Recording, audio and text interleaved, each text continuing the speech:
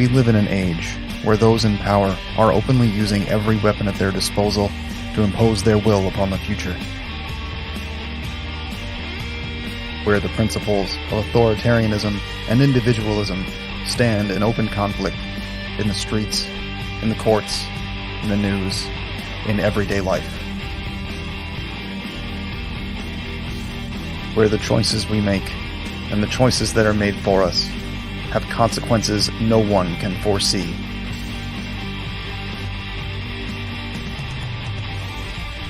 You do not stand alone. You do not fight alone. You do not suffer alone. We are united. We resist. We are here with you.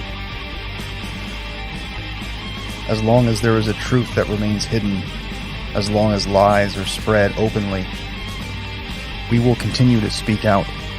We will continue to question. We will continue to be the united resistance.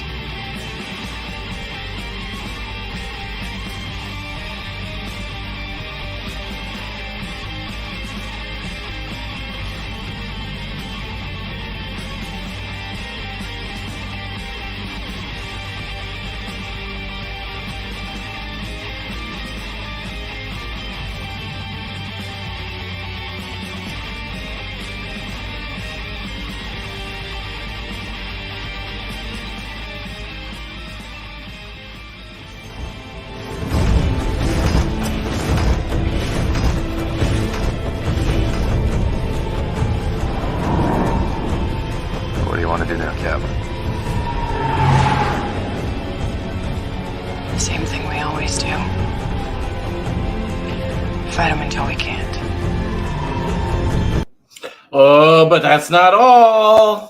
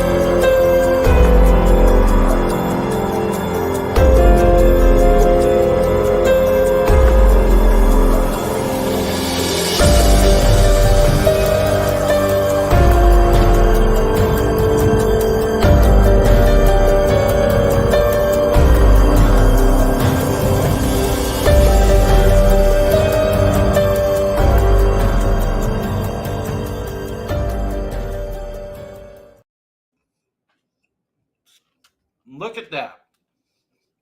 2 intros for the price of 1. I told you it was a mashup tonight.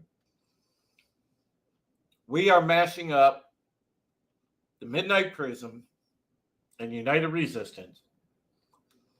So I guess it would be the Midnight Resistance tonight. And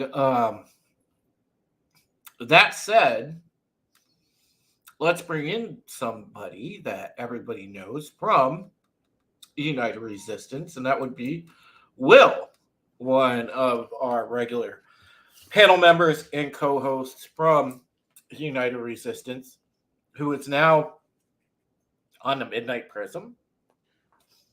very confused to say the least. That's why I played both intros, so you wouldn't be. But tonight's a very special night. We're doing the final push on Mom's Memorial Fund.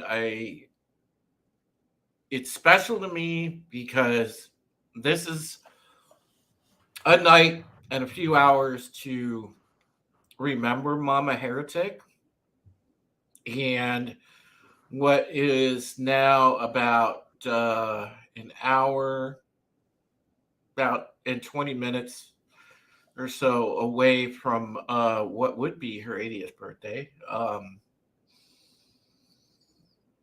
It's been 6 months, and it hasn't 7 months now, and it hasn't gotten any easier. I still miss Mom dearly, but I know that she would be proud of the strides that I've made, not only as a journalist, but in the company that I'm keeping, in the people that I've surrounded myself with, in starting a new job, in, just taking charge of life things. And that was the thing, I think, when she was on her deathbed, as she was holding my hand, and she was afraid to let go because she didn't know if it really was gonna be okay. And yeah, truth be told, there were times since Mom's death where I've been a little upset with her to a degree, from the standpoint of I wish she would have given me the whole scope of the situation that we were facing, but she didn't want to do that. Parents don't like to do that with their kids because they don't want to feel like they're putting something on their kids. So the reason why Mom didn't say, hey, we're behind this much on the mortgage, or hey, we're not making it with the utilities. She didn't want to tell me that because she didn't want to put that on me. She knew I was trying to do things like, work and do this journalism thing and really spread out my wings as a journalist and as a truth teller and everything else. And she was proud of that. She was proud of that. My mom was over the moon. If you guys could have seen, like, when I got invited on John B. Wells, for instance, she was, my God, my mom went absolutely apeshit ballistic happy. A little behind the scenes stuff. And this is inside baseball for you. And hail, Tina Bojan. And hail, Jay Sci-Fi Nation. Great to see you. Of course, hail to the great Sean Eastep. Glad that you're here, man.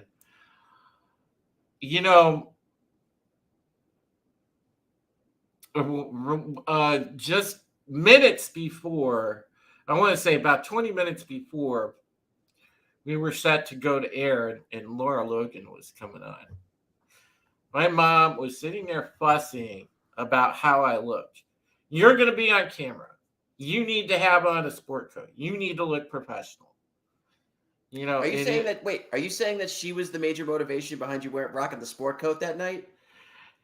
I wanted to, but let's just say she reinforced in that. hindsight, she was right. You looked great that night. I remember. It was one of them things where it was one of those things where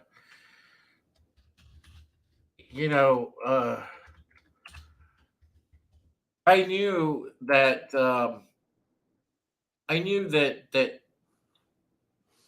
she wanted me to succeed and be, she knew it was a major deal for me. And I remember the time when we were doing my last birthday stream, when I had my last birthday, my birthday last year, and it was hey, oh Godzillionaire, great to see you, buddy.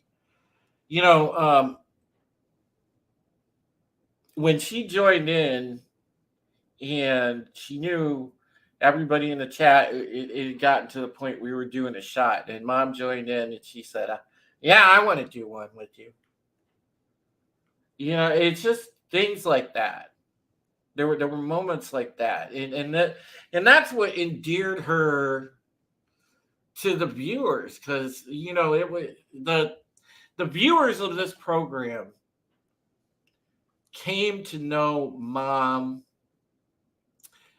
and they didn't have to see her in person. They just knew, they could hear Mom, do you want some coffee, honey? Or just stuff like that when she would yell down, or just she'd bring a plate of dinner down or something like that. It just something. And Mom was that type. We just had that dynamic, and she was proud of me. She was proud of me for this. She knew that this wasn't going to be an easy endeavor, that she didn't know if I was going to make money with it or not. It wasn't worried about that. She was happy to see me passionate about it and to see me happy about it. She didn't like the fact that, most of the stuff I talk about could easily land me on a federal watch list. She wasn't happy about that. Already has. We don't know. We still don't know. Right. But she was 100% behind it. And she was going to be behind it. And it didn't matter if we were in the hole by $15,000, $16,000, $17,000. She wouldn't have cared, because she was going to back me no matter what. That's the kind of person that Mom was. For the record, sorry, go ahead. And she was just, she just loved people. She had a gentle nature, and that rubbed off on me, because I'm the same way with people. I'm the same way with you guys. I'm the same way with my friends. That's what you mean to me. That's why I treat you the way that I do, because my mom helped to instill that in me. That's why friendship means what it means to me. Godzillionaire says only one federal watch list. Those are rookie numbers. You know what? Let's make one thing clear. I don't think your mother was necessarily proud of you for possibly getting on a federal watch list as much as she was proud of you. The same reason I'm proud of you, the same reason I'm proud to be a part of this, is that you speak the truth and you don't hold back, and that's what this show's all about. Right, exactly. Actually, now comes the confusion again. I'm talking about United Resistance. I guess you do the same thing on Prism. I don't know. But because no matter what the subject is, whether it's paranormal, I'm new to Prism, just for the record. Whether it's paranormal or we're just talking about politics and we're just talking about current events, it doesn't matter, because I'm going to approach it from an analytical standpoint, and we're going to try to get to facts and get to the truth. Now, I do want to say, obviously, this is a this is a fundraiser event. I'm making the final push to do something with Mom's fund to stave off that foreclosure, make that final funeral payment, and that's important. And we are right now. We started off with there was a $200 donation, so thank you to whoever donated that. Also, I want to say thank you to those of you in the chat that shared everything out before and all that. Whether you donate or not, just sharing things out is great, and those of you that have already previously donated to this cause and helped, I can't begin to thank you enough. It's just been amazing. No matter what you guys have done, the bottom line is you guys are good people and good friends, and I appreciate you having my back. So thank you. Hail Phil. How are you, buddy? Hail Keck44. Great to see you. So yeah, we are doing this is the last night for the Give Send Go for the Taylor Legacy Memorial Fund. I'm going to close it out because this is a special night for those of you that have just joined. Mom's 80th birthday will be as of midnight. And I am going to, at midnight, do a shot in honor of Mom, for sure. That's got to happen. But yeah, it's important. And that's why I want to remember Mom. It was unique. She had a Halloween birthday. How many people can say they have a Halloween birthday? And one of the cool things. I have a Mother's Day birthday, if that means anything. Yeah, well, I'm sure it does to you. I know. Well, I can't think of a better day outside of Halloween.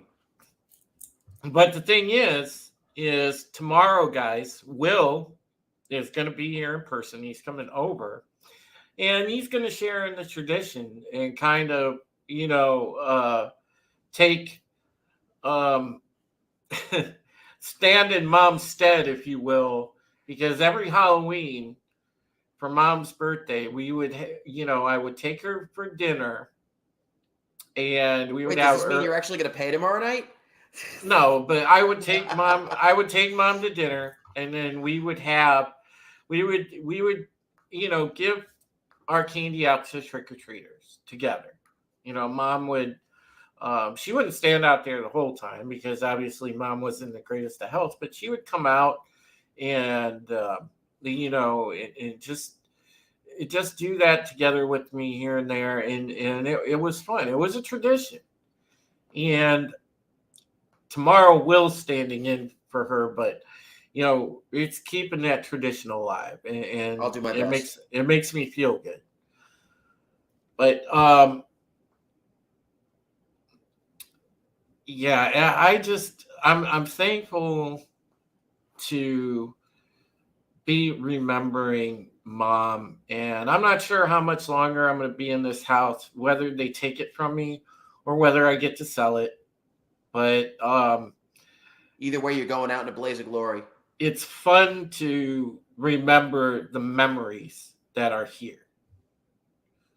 And eventually, even though I'm going to leave those memories behind and start new ones one way or the other, they'll always be there forever. But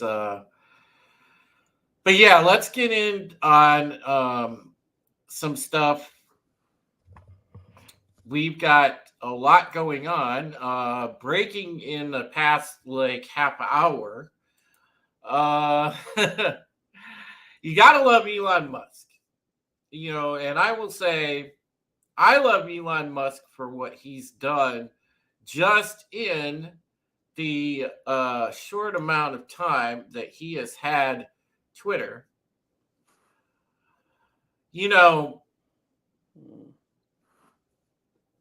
He's basically just came out and said the blue checkmark elitists are done. They're done. Because guess what? From here on out, you're going to have a system where if you don't have a Twitter Blue membership, bye-bye, you don't have a check mark. So the blue check elitists, they used to be the first ones because they were always the ones, pronouns at bio, the journos, the people that thought they knew better than everybody else, the ones that scold you and beat you over the head with woke, guess what? They now have to pay for that privilege to beat you over the head with woke and scold you because they're not elitist anymore. Because guess what? If you pay that monthly fee, you can be verified. You know, your boy here, if I pay $20, the $19.99 a month for I'm assuming is going to be like a Twitter Blue Deluxe package, or they may redo the premium or whatever they call it. Entire membership system itself. But if I pay for Twitter Blue, I'm going to be verified. There's no more applying for verification. You get it. There's no more, if you're just a celebrity, they're going to bow down and hand you a blue check. That's not how it works now. So props to Elon for breaking up that cartel of elitists and saying, you ain't special no more, motherfucker. And if somebody gives me $20, they can have your shit too. So, again, I love how he kind of just turned it on its ear. And it's already, the predictable backlash has already come out. Oh, I'm not paying for a blue check, blah, blah, blah, And there's been people on both sides that have said it the past half hour. But a lot of the people are giving him a round of applause for changing that up, because it's been far too long where we've been under the thumb of these blue check elites that have said, hey, we know better than you. We're blue checks. It's also few and far between. The times are few and far between where we actually get to sing the praises of a billionaire. We don't do that very often on this show. Well, no, we don't. And but I like what he's doing. And also, in case that you folks did not know, he just broke some news by posting internal communications from former employees that clearly show that they withheld information from the court, where they said that essentially the algorithm did have a bias. But this is juicy stuff fixing to come out. As I heard, that's a felony. Well, no, it's really not one way or the other. Well, it should be. But if somebody investigates it hard enough, I'm sure they could find something. I don't know if that kind of investigation is going to take place, but you could make the case that it's a company that's meddling in United States political affairs, which is at the very least at some level not lawful. Well, I mean, we're not talking about anything approaching some kind of treason charge, would we? No, but it's still like the private sector is not supposed to influence governmental, it's not supposed to influence government decision or day-to-day operations of the United States government. And then when you're saying a tech company has direct sway over that or is influencing that in some form or fashion, that's a bad look. So that's where the WEO comes in. I mean, that's why they're running everything through the WEO. That's a government organization. So yeah. And Richard says it's more like fraud. Yeah. Exactly. And that's a good way to say it. Fraud. And we're going to find out a lot more just because this cough will never go away. I think that big business needs to be out of government sci-fi. I do. I'm a big champion of that. I don't think that business and government need to mix. We have too many lobbyists as it is. There's too much. You've got tech companies now that are influencing, policy. You have these stupid ass green energy and climate change companies that are, again, influencing policy, which is disingenuous in my opinion. But that would be if climate change was actually real, which it is not. But if it was, you know, you have a bunch of companies that are just sitting there making millions off a myth, and it's stupid. I mean, Not to yeah, mention the politicians. Sorry, but not to mention the politicians that are currently running for office that are promoting clean energy, yet they're still backed by oil companies. I mean, talk about that. Talk about that conflict of interest right there. yeah, and not to mention, big pharma. You got that too. Um, to get business out of government, you got to shrink the government's money and power. Absolutely. Um, it's an oligarchy, not a democracy or a republic. Yeah, as of right now, Jay, it really is. It's the guise of a democracy to those who don't An pay oligarchy. Rita says, "Hey, Drew," and that's Will. He just he has a Yeah, name. it's not like yeah, it's a movie reference from something that none of you have ever seen. I guarantee. Yeah. Godzillionaire says, when you have drug companies advertising for government subsidized drugs, absolutely. Mm-hmm.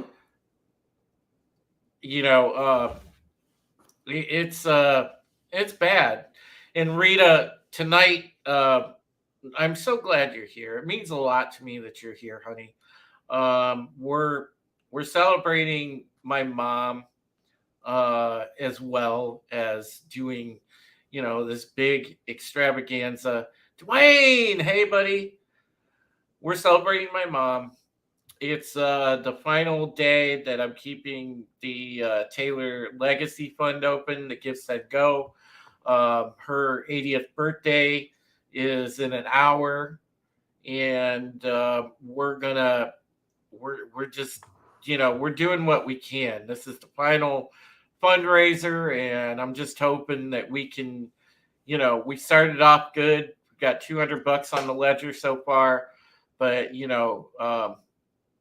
we're trying to raise enough that we're going to see if we can at least get enough for one of those mortgage payments to stave off the foreclosure, and hopefully enough to get that last payment on Mom's burial. So, fingers crossed. But again, thank you to everybody for all your help. The whole time that I've had this fund open, that I've done all this over the past 6-7 months. Thank you guys for being in my corner and helping me with it. I owe all of you a huge thanks. I really do. You guys have really been in my corner in varying degrees in some form or fashion the entire time, and I thank you so much for that. You really are. Your friendship is priceless to me. You guys are great friends. So thank you so much for that. But getting back to what we were talking about, yeah, absolutely. There's too many business interests involved in policy. And then you have, on the other end of the spectrum, the global elite that is also influencing policy by not only business standards, but by, their own particular plan. This WEF Great Reset garbage, this has been in the works, and we've talked about it ad nauseum. It's been in the works for decades upon decades upon decades. I mean, you see, even after the League of Nations was formed, where it was going, because you had elites even back then in those particular families that wanted to, they lusted after power. That's what they wanted. They wanted power and control. And, they wanted to influence the countries of the world. So that's why they came up with something like the League of Nations. And that's also why the banking cartel came up with the central banks. You would have, if countries were not involved with the banking cartel and told them to fuck off or neutered their power, Neutered. They would be prosperous in their own right if they had actual currency that belonged to the citizens and belonged to their own country. But unfortunately, these central banks are private entities that are holding sway over each country's currency. And that is why, we're fucked, because the Federal Reserve, a private entity, controls our money. And they just continue to print money, even in the process, devalue things. Mm-hmm. And Godzillionaire says, does anyone else get French Revolution vibes with today's situation? Absolutely. We're heading there in rapid fashion, Godzillionaire. And if we're going to throw the whole thing out, I mean, God, I'm so used to just spouting out Bring what me I the want. Marquis de Biden. Well, I'm so used to spouting out what I want on Twitter now because it's so nice the past couple days because I basically put it all out there. Kanye's getting flack for his comments, but look, I made the assertion earlier and I said, listen, there are bad apples in every bunch. There are bad actors in every single heritage group that you can find. It is not racist. It is not anti-Semitic. It is not a capital offense to call out bad actors no matter what heritage group they come from. You can sit here and say, the people acting like animals and thugs are animals and thugs. It's not representative of the entirety of that particular ethnic group or heritage group. It's the same thing where, if you say that about the main heritage group that comprises, not surprisingly, the global elite, and they just happen to be of a certain heritage, and that is what comprises a lot of the banking cartel. So it's not a capital offense to call out those people and point out those people and say, look, they are soulless and evil and they want power and control. It's not representative of the entirety of the group that they come from. So that is what I'm saying. We've skewed language. We've skewed the use of the term anti-Semitic. We've skewed the word racist. You could fill a dictionary with all the words that have been skewed. I mean, it's ridiculous. It's been done on purpose. Well, because exactly. Because again, that whole and hail, Becky, it's great to see you. Go Browns, honey. I hope they win tomorrow. The thing is, weird things happen on Halloween. The thing is, okay, when you look at it, they skewed the language on purpose because it makes it more doomy. It makes it more beneficial to their cause. They can use those because those terms contain. Well, if you alter words, you can alter the narrative. If you alter the narrative, Yes. You can alter history. Yes. Well, because it contains shock value. Exactly. So you sit there and you say, well, that person's a racist because they said, those people that walk down the street with their pants sagging that act like animals and thugs, that's racist. No, it's not. It's pointing out that those particular people were acting like, were acting out and being less than human. So okay, yes, I'm going to get you in a lot of trouble right now because we all know the concept of the term "you people." You're not all around certain people. You're not supposed to say "you people." I don't care. No. Let me finish. I always like you want to talk about the redefinition of terms.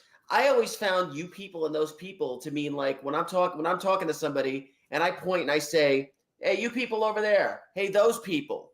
When I'm talking about those people, I'm talking about a specific set of people I'm looking at, whether it be on the screen or on the street. I'm talking about them. Man, you people over there, you guys are animals. And honestly, whatever their color, their ethnicity, I'm not talking about the I'm calling out the entirety of bad that race actors. or that.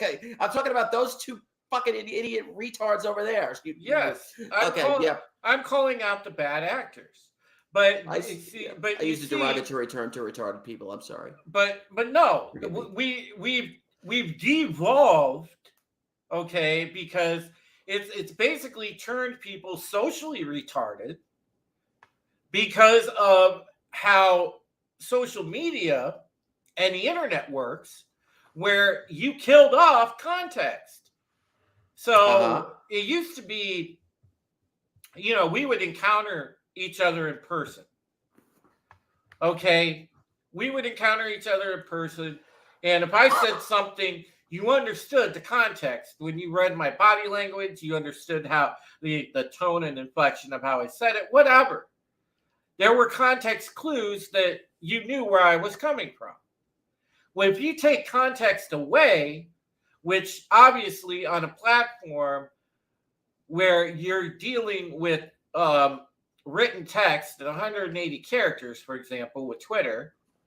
At best, video that can be edited and redone, and yeah, it's so context has died, and part of the reason is they wanted to kill context off because then you can sit there and put people in compromising positions without that person necessarily even saying anything to put themselves in a compromising position. You can still do that now. And Godzillionaire is correct. Sarcasm does not translate well over text. Neither does humor a lot of times. Yeah, even with emojis, anybody who's listening, keep that in mind. And that again was the unfortunate downside of social media, because you understood before with normal healthy social interaction where people were coming from. If you go back 20 years, is that 20 years or whatever it was when the first, when people first started texting, is that why LOL was invented? Well, yeah, everybody came up with the short abbreviations for words. But it all started with LOL, which I never used, and because they were lazy. Because they were lazy. So they took phrases and just, came up I was just talking about the fact that like it's the only way you could possibly come off as anything bordering on sarcasm through something written as opposed to spoken. Yeah. That's what I was talking about. And of course, Sci-Fi Nation would be the first one. LOL. But thanks.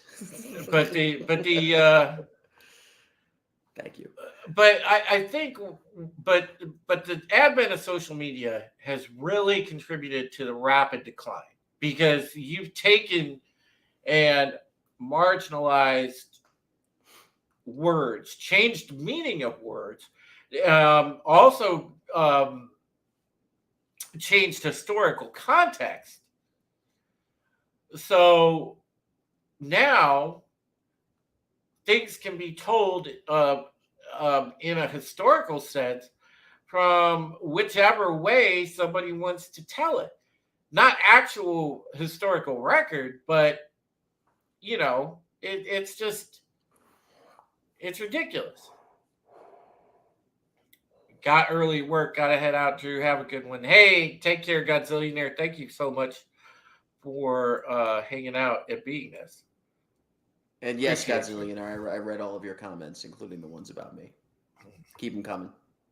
That's why. Yeah.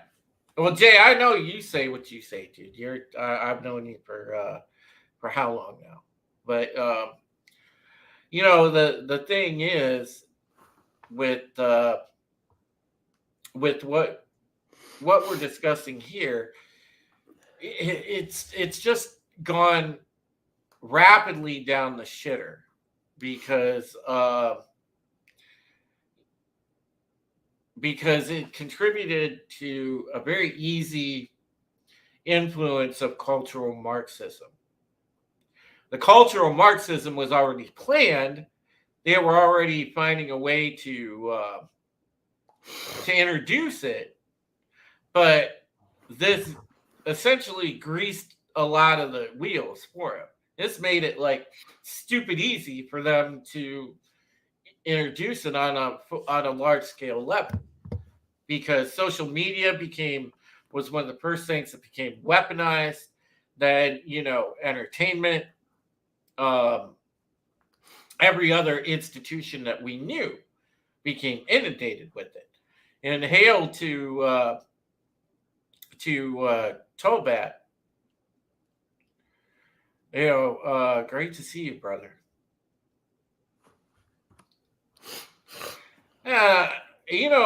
Sci-fi, to me, you skew more classical liberal than you do progressive. I'll be honest. The conversations I've had with you, yeah, you're a liberal, but you're more on the classical sense because you're more of a common sense or type of liberal.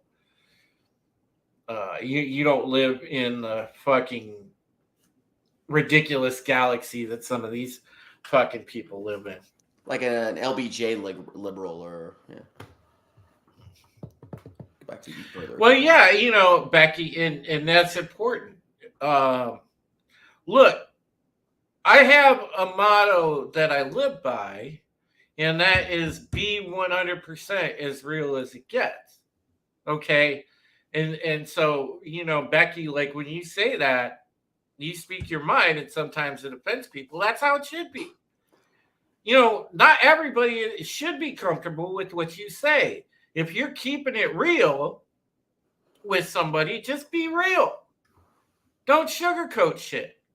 There's far too many people that go to the victim card and say, oh, I'm offended by what you said. Well, I'm sorry. Buckle the fuck up, because there's more. I don't care if you're offended by what I say. You need to understand what the fuck I say. I don't care if you're offended by it. You're going to get over it one way or the other. Not to mention the fact that you may not know this, but you'd probably rather hear it from him than the way it's going to come at you if you close your eyes and your ears. Right. Exactly, told that. No one was given the right to not be offended. Exactly. And yeah, Dwayne, I get what you're saying. And it does change generationally to a degree. But we've undergone such a radical change in language that, it's beyond the norm. Because yes, in every generation, language does change. You get a set of new terms and things like that. What the in term is that the younger people are using, so on and so forth. But this is a whole nother level of change. This is like social engineering change. And again, this is because the global elite have wanted to institute this cultural Marxism for a long time, because it's what is foundationally essentially like the operating system in a computer. It's the operating system of their ideology for the New World Order, for the Great Reset. And that's why they want people running around in this groupthink that accept all this garbage. Up is down, down is up. Men are women, women are men. That's what they want. They want everybody walking around with that ass backwards perspective. I'm sorry. A chick with a dick is not a chick. That's plain and simple in a nutshell. That's biology. That's science. Fauci wants to say, "Oh, I am the science." No, that is the fucking science.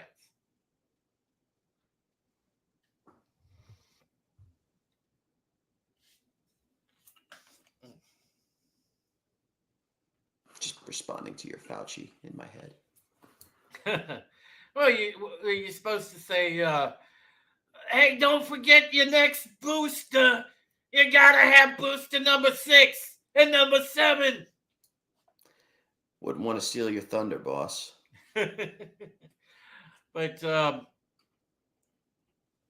no, this has been in the works back since the League of Nations, and we covered everything: the banking cartels, the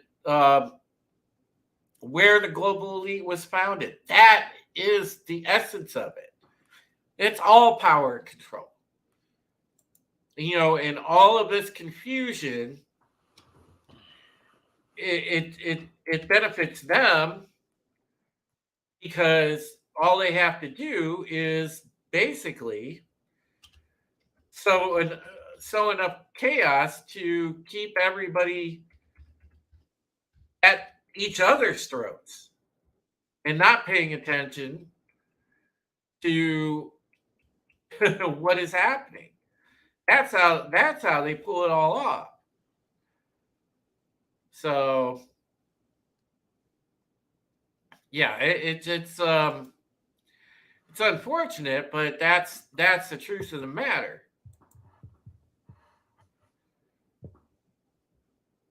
And it's not uncommon to see. I mean, that's a very common strategy when it's just, let's get them at each other's throats so they can ignore, and it can be ignored what's happening up top, the things that are happening that matter. I mean, this is nothing I haven't heard before. Well, again, it's subversion. Exactly. Good word. That's exactly what it was subversion.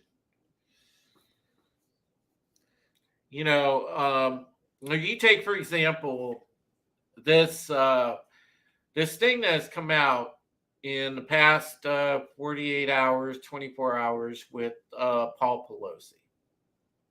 Okay. Here we go. We're looking at something that is deliberate in order to change the narrative. It's to turn people away from the fact that in many of these races around the country, the Democrats are taking it on the chin, but they don't want people to focus on that. Oh, no. They come out with the ridiculous, the MAGA guy did it. But in reality, as you start to break down the facts, as you start to research, then you wonder why. Okay, why were there two guys there in their underwear, one of them being Paul Pelosi, one of them being the assailant? And why does it really kind of seem odd that in the 911 recording, he referred to the guy as David, my friend, and then to top it all off, okay, there's a significant undertone that suggests that there might have been some gay hanky-panky going on.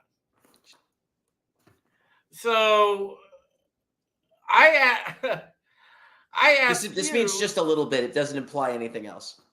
I ask you, how did we get to the narrative of the MAGA guy did it when, oh, by the way, yeah, it shows his neighborhood. The guy lives in a fucking looks like a hippie commune. I mean, they got freaking coexist stickers around. They got a freaking rainbow flag and the whole 9 yards. It looks like progressive paradise. But no, this guy's a MAGA guy. Are you sure? Because them people certainly don't live in those kind of places, most oftentimes anyway. And no, then, definitely not. And then to top it off, even more, even more I never, deliciously. in any of the other times this kind of thing has happened, you've never heard anybody say a search of the assailant's manor, or the assailant's estate, or the assailant. You know what I mean? Ugh. Yeah, you. Hey, you have a good night, Becky. Have fun at the game tomorrow. Wouldn't mind I say whatever the Browns or Bengals are doing this season. Monday night games are always. I fun. wanted to go to tomorrow's game just to let you know, Becky. He dragged me to the Chargers game. Yeah, well, seeing as I was footing the bill for both of us, I wasn't paying those prices. Yeah. I'll make it up to you next year when we go to Buffalo. CJ, exactly. Yeah, he sure ain't all right if he ain't the all right. Well, that brings up a whole another set of issues. No, absolutely, Tobat. Dude is a Fruit Loop FBI plant, another distraction. That's exactly what it is. This is 100% one of those planted distraction stories, you guys. And it's so obvious as to why. It's so obvious as to why, because, again, this story has as much credibility as the Smollett story. Okay? And that's saying something. And it's just as bizarre. When I saw when they were interviewing this guy's neighbors, even, they practically said, yeah, the dude's a hippie. He's not even close to a MAGA person. He's a borderline pacifist, for Christ's sake. Yeah, I mean, so it doesn't make sense. If anything, the one thing that you could say about the guy legitimately is he might have gone batshit. Okay, yeah, he might have gone just regular batshit crazy, but it wasn't MAGA driven. It wasn't anything else. The guy just went batshit crazy, which again, not a stretch that if he was hanging out with Mr. Paul, that either they were doing some drugs. Or his friend Dave, for that matter. They were doing some drugs, maybe. They were doing some mind-altering substances. For all we know, they were playing tummy sores. Who knows? It's none of But the thing is, I'm not insinuating anything. But the thing is, I look at it as, it's a complete distraction because, we're going to examine Tuesday. We're going to do a preview of the midterms, and we're going to break down a lot of the races that are coming up that are of interest, and the polling that I've seen so far, you look at the Trafalgar poll and some of the other ones, the Republicans are up all around. And it's not just the regular Republicans. We're talking the actual populist America First type candidates are up. Now, take from that what you will. I take hope from that because I want populists on there. I don't care if they come from the left. I don't care if they come from the right. I want populists that put the country first. I want to handle the problems of this country. I don't give a fuck about what's going on anywhere else. If you're not an American citizen right now, respectfully, I don't give two shits about you. That's it. Handle business at home. We got way too many homeless. We got way too much of a fentanyl problem. We have way too much crime. And we need to have a come to Jesus. You can't expand the building until you fix the faulty foundation. Yeah, and we need to have a serious come to Jesus talk among ourselves as American citizens and get together and realize that we're being duped into all this racial division bullshit because it's exactly what it is. It's bullshit. You can't tell me where we got into almost a level evened out track in the late 80s, early 90s, and then all of a sudden we're way the fuck back almost to 40s, 50s level racism. No, we're not. That's a load of horse shit. I can see it because I don't see people in the streets and I don't see fucking mass segregation. But we need to have that talk and say, hey, look, wake the hell up, neighbor. You've been duped and I've been duped, and we need to stop fucking letting them do it to us. And definitely create, if nothing else, I've been duped. Hey, I've been duped too. Yeah, create that solidarity because we need each other now more than ever. Exactly. But see, what we're a great not way going to introduce yourself to your neighbor. Hey, neighbor, nice to meet you. I've been duped. Hey, I've been duped too. Shake hands. Yeah. But see, that's the thing. We're not going to get to that until we stop giving away the American people's money. Number one, they're sitting there handing out to every other country, but keeping it in our own.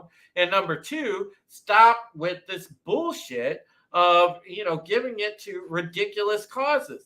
Green energy's garbage. You've already got proven things here. And the same thing is, you need to stick with what works. We already know that, gas, oil, things like that, they work. All right. Well, as far as the tech sector, why isn't America a top producer of printed circuit boards, of CPUs, of, chips? Why aren't we? Because, microprocessors. People are not putting us in a position we need to be in. We should be the fucking world leader in this important shit. Same thing as we should be energy independent, and we should be an exporter of oil, not an importer. We should be sustaining ourselves on oil. We've got oil all over the goddamn country. But they don't want to drill it because they want to continue that stupid fucking nonsense with, the green this and the green that. Fuck your green. The only green I want is some weed that'll keep me from being in pain.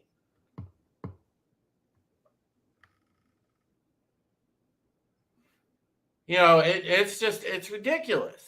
But unfortunately, until we get actual populist people in there, we don't have a Chinaman's chance, no pun intended, of, Better you saying that than me.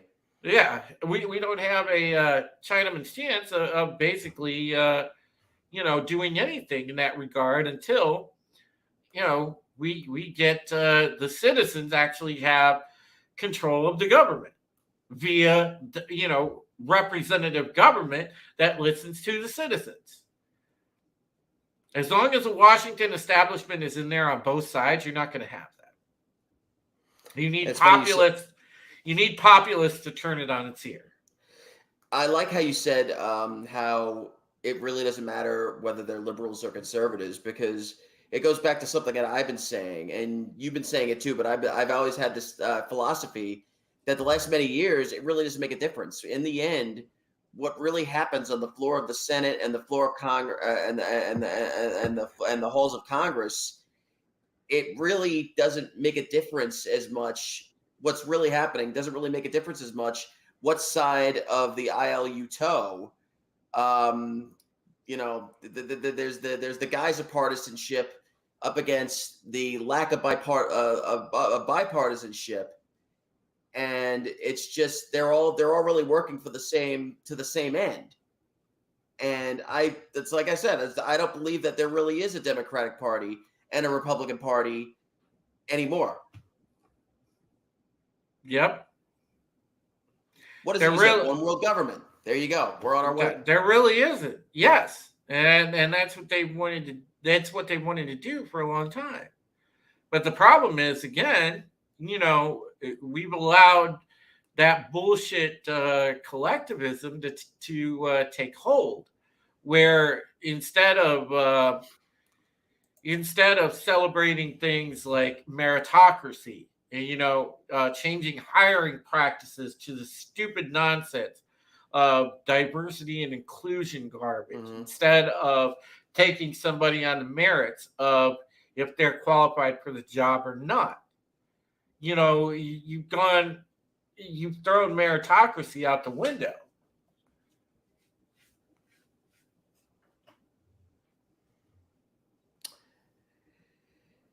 It's just, it's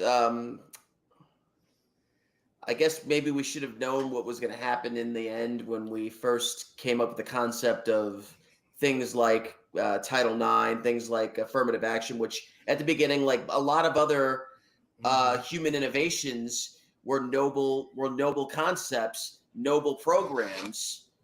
And now we've just, injected it with all kinds of steroids, it seems like, and just let it run amok. CJ with the $2 Canadian super chat, they want to get rid of social media. Yeah, they do.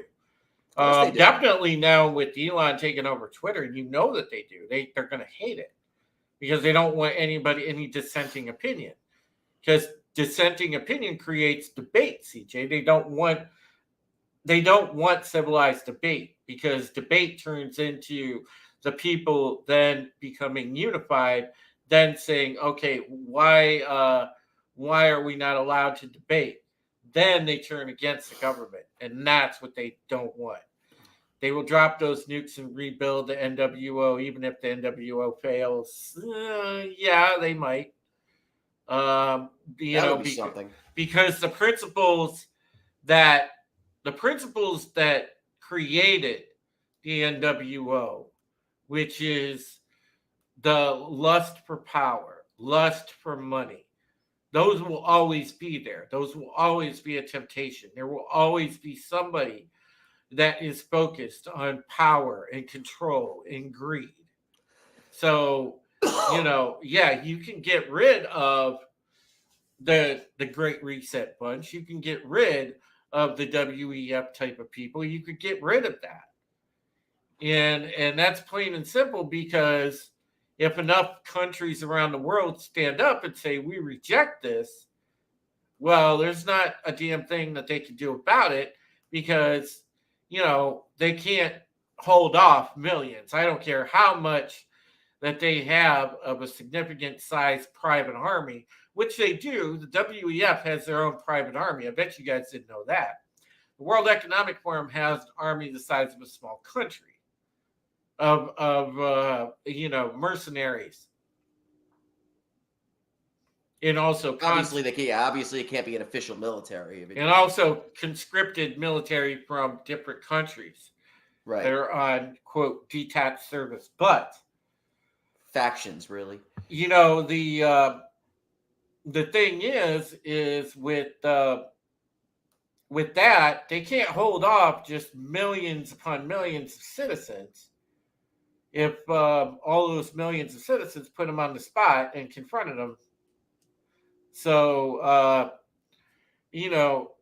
so yes, CJ, they would have to have a scenario like that, because that would be the only way to get away with it. But I don't think they're going to get away with it, because too many people are catching on to what the WEF wants to do. They're like, hey, wait a minute, I don't want to eat bugs. Hey, wait a minute, I don't want a one world fucking government. I want to make my own decisions. I want the Italian government. I want the, American government. I want the traditional UK government, not the UK now that is like WEF controlled. Same thing with Canada. It's WEF controlled. Trudeau has somewhere between what it used to be and like when we first seceded from them back in the 1700s. Well, no, Trudeau has full-on eugenics program instituted. They're getting ready to go to digital currency, and he's already established a beachhead of dictatorship. He's basically full-on bulldozed Canada, where you've got people where they set up. They have an active euthanasia hotline. Yes. That I'm sorry. That's just, to me, that's not That's not right. That's just that's as anti-human as you can get. Sci-Fi Nation says right and left want the same thing. Big business out of government. Oh, the ones that actually have common sense, yeah, they want to make legalized bribes illegal in the U.S. government. Yeah, well, they're supposed to be. I don't know anymore. Yeah. Tobat says, look at a nuclear map of the U.S. There would be nothing left. Russia and China did not limit the warheads, and defense systems will only shoot down so many. You need a bunker and 2 months of supplies, or you are dead.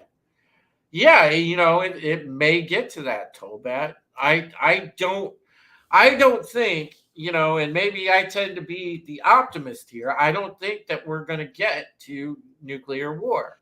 Thank you. I was just about to say the same thing. I don't think that we're going to get I'm glad that I'm not going to piss off all the members of your chat alone. I honestly think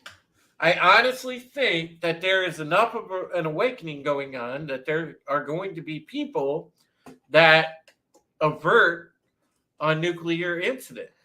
I don't know if it's relevant. Well, a nuclear war. I wouldn't say an incident because I still think an incident. It would be an incident if it actually happened. I still think a major false flag is coming to disrupt the election, and it will be in the next. I just want to point something out, and I'm not sure. I'm sure that most of the people that are tuning in understand this and realize this. But everybody's talking about like when's the first nuke going to go off? The only time, if I'm not mistaken, the only time that nuclear weapons have ever been used in warfare was when we sent a couple over to Japan to hit Hiroshima and Nagasaki back in World War II. And I don't think I don't actually think it's happened outside of that. Am I wrong? No. So it's we're talking. I don't want to say haphazardly about a nuclear war, which if it did happen, it wouldn't be just an incident, like you said. It would be a full-on nuclear war. I mean, there's no way somebody's going to shoot off one and that's going to be the end of it. Dwayne Erickson says, I don't want bugs in my food. I want a porterhouse steak, crispy hash browns, 6 eggs over easy, and whole wheat bread. Damn, I'd take that right now. Just another red shirt says, we had to do a 3-hour show tonight, not because all of a sudden now I'm hungry. Just another red shirt says, if the elites think they can survive a nuclear war, then they're as stupid as I think they are. Yeah. And they are on a level. Is that I could surviving a nuclear? Go ahead. I'm sorry. But these are people, Will, that think that they're on a level like gods. Their shit don't stink. I know. I mean, these people are deranged. They think that way. CJH for another Canadian $2. He says, will there be a false flag nuclear attack event? I honestly do believe that there will be something like that. Yes, I do believe there will be one sooner than later. There will be a false flag. They love their false flags, man. Whether it's school shootings or whatever else, they love their false flags because they're going to try to. Whoa, you all right there? They're going to try to.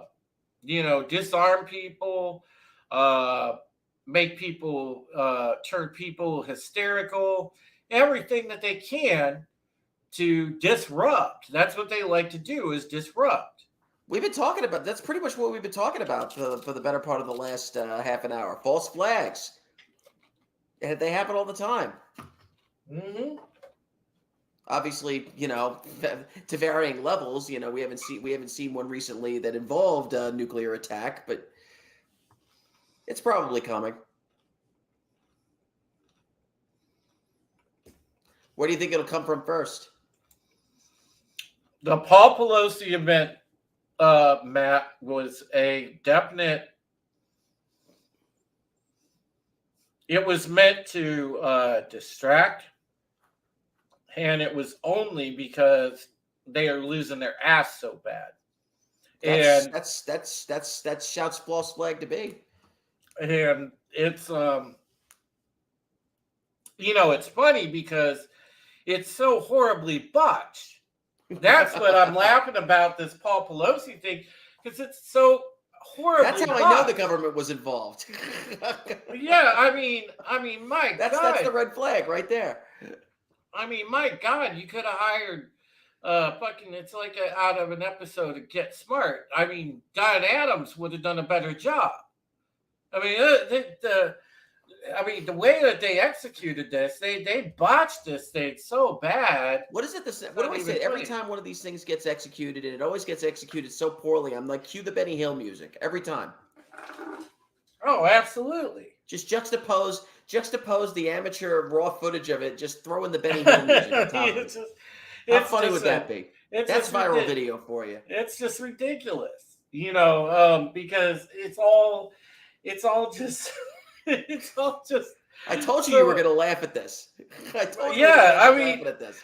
Because it's that ridiculous. When you read the facts of the incident, and I'm not going to rehash it, because most of you guys already know what's going on with the Paul Pelosi thing, but it just as we learn more facts about it.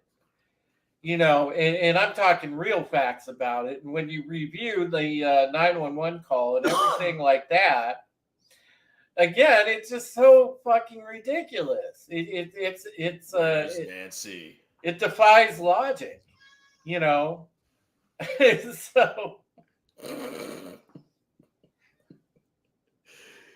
I mean, I just seriously, I gotta laugh at it. Good times during bad times.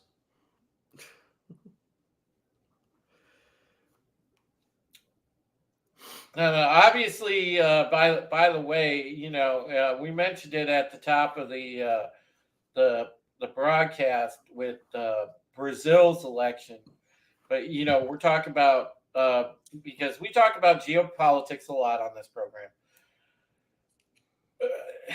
This is because I think the WEF is trying to make a play for Brazil. And they're trying to make a play for most every country. But they're trying to make a play for Brazil based on, number one, its size. And also, because as it stands currently, it's a member of the BRICS coalition. Right. So if you manage to collapse Brazil or put it under WEF influence, then there goes, domino effect. The BRICS coalition, which currently is the biggest threat to the WEF agenda. Because don't forget, Russia and China being the main players in that coalition, because in China's case, they're going to they're trying to hedge their bets because they threw their lot in with the WEF types, but at the same time, China is also ultra-nationalist and does not want to lose their identity as a country. So they hedge their bets, and they're basically, they're like Romulans, those Chinese, and the same thing with with Russia. That at times they've aided the WEF types, and many times they've opposed. But most definitely as a coalition, this stands as the biggest threat to the globalist agenda. They don't like the BRICS coalition, and they're going to try to disrupt it any way possible by gaining a foothold in Brazil and manipulating that election. Well, guess what? Mm-hmm. So you have a serious thing there, because Bolsonaro should have won. There's no way that this person that won the election, Luna or whatever their name is, won legitimately. Bolsonaro was up. He was up. He was Lula leading. da Silva. And yeah, I had to look it up. Sue me. Yeah. But this guy was winning. So, Yeah, Well, he was winning, but apparently there was that loophole where, like, if neither gets 50%, they get that runoff election that happened on the 20th or 30th. well, no, It happened today. It happened early. Yeah, it happened last night, right? it was another steal, Yeah, which is what they do, and yeah. But especially as I was saying that, I'm like, that doesn't make sense. because But it happened. especially in third world countries. Oh God, that's a huge thing. It's a third world country with the exception of like 2 cities in the country. Right. Yeah, but in the end, it's big enough to wear. Right, exactly. Yeah. So I'm not surprised, but again, this is the way that things are, and if we don't pay attention to our own process, which again, our own election process, if we don't have people observing at the polls and watching these drop boxes and watching everything else, they're going to attempt to do it here. They are desperate at this point, folks. They know that they are getting their ass kicked, and I'm saying that by the Democrats and mainly the people that are the extreme, like, progressive left candidates. They know that they're getting their asses kicked. So My dream is to walk into that polling place on election day and get some form of the third degree in terms of like people wait. It's like, hey, is this your polling place? What's your name? Can I see your ID? God forbid, right? hail Troy, great to see you. There's Troy Pacelli. Love Troy. Yeah. CJ8 says, are they killing reincarnated kids to silence the truth from people who died previously from the back?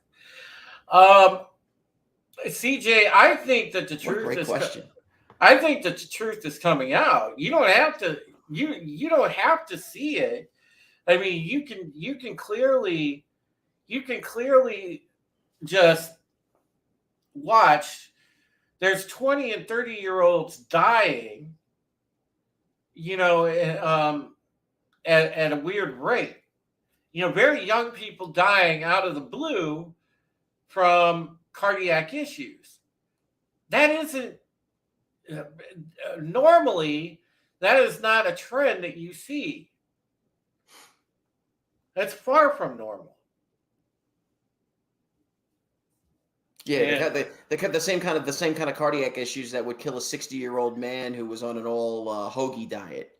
Yeah, for 40 years. Yeah. And Troy, thank you very much, buddy. Just for everything.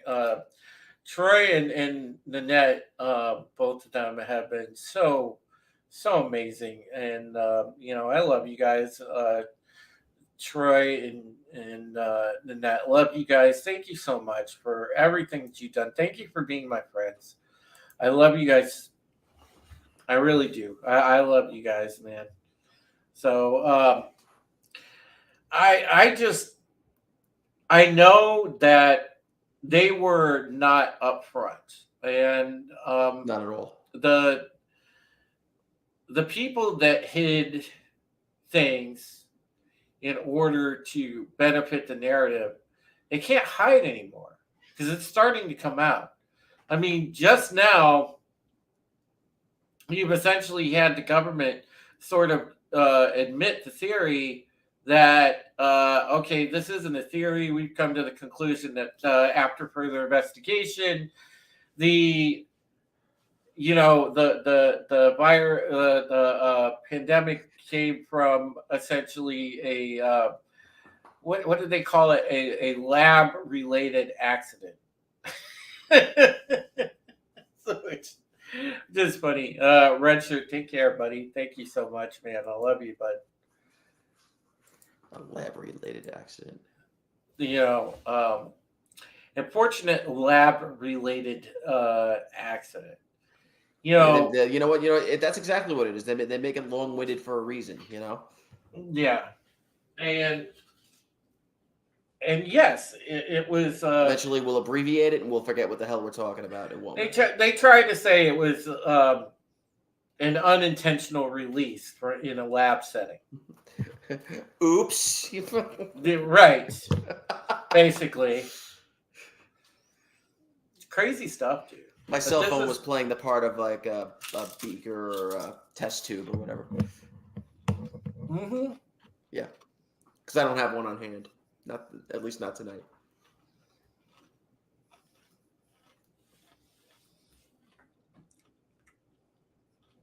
Well, think about this, CJ. With ivermectin and the other stuff that you had that was effective against it. Ivermectin was proven. It's been proven. It's a drug that's been used for nearly hundreds of years to treat all manner of similar things. Why would it not work on this? And it just defied logic that, people swore up and down, oh, ivermectin doesn't work. Ivermectin doesn't work. It's horse paste, blah, blah, blah. They tried to say anything to down it. But then you had actual doctors that broke, essentially crossed the picket lines, if you will, for lack of a better term, and said, look, ivermectin does work. And then what happened? Finally they couldn't hide it anymore. What helped the cause of the left was you can't rely on anyone, let alone Donald Trump, to correctly spell every word he puts on Twitter. Not to mention the autocorrect. So that whole covfefe thing, it definitely made him an easy target when that dropped. Well, yeah, that did, but I'm Hey, listen, just, we're talking about a very simple demographic here when it comes to just looking for anything to pile on. I mean, yeah, most this goes most beyond the people who actually read the headlines and nothing else. This is beyond that even. I mean, most liberals are not like they're not like Sci-Fi Nation or somebody like that. They're not one way of saying it. they're not, they don't have discernment. They're the easily led, They're sheep. support the current thing type of people. So they're not going to dispute the claims, or they're not going to take 5 minutes and look up what this drug is and see for themselves if it, coincides with the symptoms I've got. Will this work on my symptoms? Just follow the ass of the sheep in front of you. Yeah, and Small Time Republic makes a couple of great points here. The government had to push the narrative that ivermectin didn't work, because if it did, then they would be in violation of having the jab be emergency use. Yeah, absolutely. There's that. It's the same reason they limited monoclonal antibody infusions unnecessarily.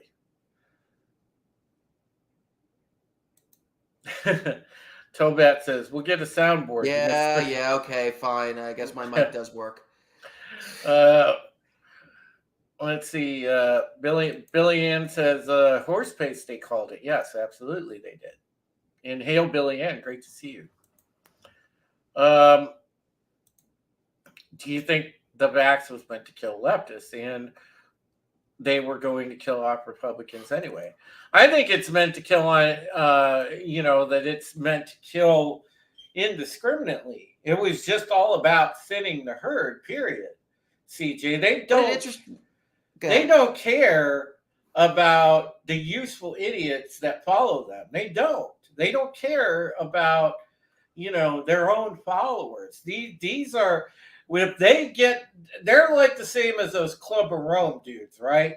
They just want to get to that, certain population number. They don't care how they get there. They just want to cut the population down and lord over everyone else that's still left. And that's how it was. They weren't looking out for their own people. They don't have that type of benevolence to them.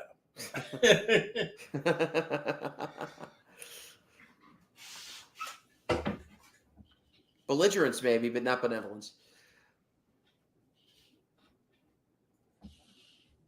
No, there's Oh, no there it is. benevolence at all. There's no oh, we're gonna look out for our people and kill off the conservatives Hey, only. hey, you might want to check the clock, man. Yeah, I know. We're getting there. All right. But that's where that is. They weren't they don't care. They are about achieving their end goal, which is getting the population down to the number that they want, and that's that. Well, that's what the concept endgame really means. I mean, when you hear the term endgame, what it really indicates is that we have to get to this point.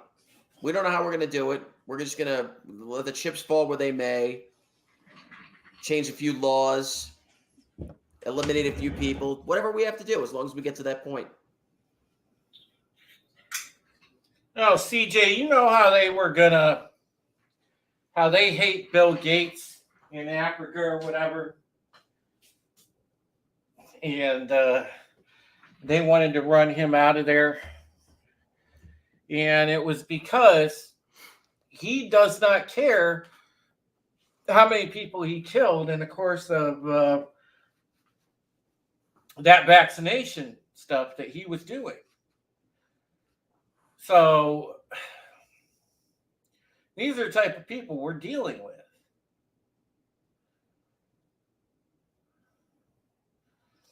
CJ says it's funny enough they can't cut down the population because it forever grows. Yeah, absolutely. Yeah. All right. Well, we're gonna celebrate Mom. So happy birthday, Andrea. Happy birthday, Mom. Happy birthday, Mama Heretic. I'm not on the wagon or anything. I just don't have anything around me. Yeah, thank you, Mom, for everything that you did for me, for keeping me happy and inspired, and thank you for being a friend, and not just me, but embracing all my friends, embracing this community. I love you, Mom. I know you're in heaven, and I know you're proud of me, and I'm going to keep making you proud. I'm going to keep making my friends proud, and I'll never forget you, and I love you, and I will join you one day. Amen. Where all the best people are. So, happy 80th birthday, Mama Heretic. We still have about an hour or about an hour and a half to go. I know Will No and less I than said 75 minutes. I know Will and I said we were going to go till about 1:30. Again, if anybody's interested, Matt, CJ, Sean, anybody wants to reach out via DM, let me know. And we'll now's the time. We'll put you on the panel. This is close to as close to a member stream as you can get for right now until I start to actually do member streams, which we do have those coming. Don't forget, coming up programming wise, Tuesday, United Resistance. I am trying to effort to get Eric Matheny on with us. I did talk to him before, just a little bit ago, actually, before we went live. And, maybe, yeah, I remember that. That was a great moment, Dwayne. And thank you, Billy Ann. And thank you, Rita. I love you. We're efforting to get Eric for Tuesday so that we are going to get into some serious analysis about the midterms. We're going to give you guys a kind of, I guess, preview of the midterms, and we're going to give you our picks who we think are going to win some of the key races. So you're not going to want to miss that. We're going to get into our actual first big political analysis, and I'm looking forward to that because that's going to be fun. I'm definitely taking a nap that day. And then the following Tuesday, we will have, I may start United Resistance later that evening because we may go live while the returns are coming in. So we can do get real-time results, real-time breaking news. So I think that we may go live a little later on Tuesday, the looks like the 8th, yes. Or yeah. 2 days after the clocks go back. Yeah. So so I'm looking forward to that. So Tuesday the 8th, just mark it down that we will probably not be at 6:55. We will probably go live more around I'm guessing about 9:55 or so. Yeah. We'll analyze the results at that point. On that note, I actually, after I talked to you last night about this, and if anybody in the chat knows this reason that the election is not like tomorrow is Halloween, Tuesday is the first Tuesday in November. Since when is election day not the first Tuesday in November? I don't think I'm pretty sure, at least I know it's never happened in my lifetime. I can't say going back, hundreds of years, but and in the end, I mean, it's probably immaterial, but just something to be curious about. Yeah, I don't think it necessarily means anything. I just think that's when it fell. I don't think it was. I do have one crackpot theory on this, and I will admit right off the bat that it's a crackpot theory. All right, tinfoil hat time. Go ahead.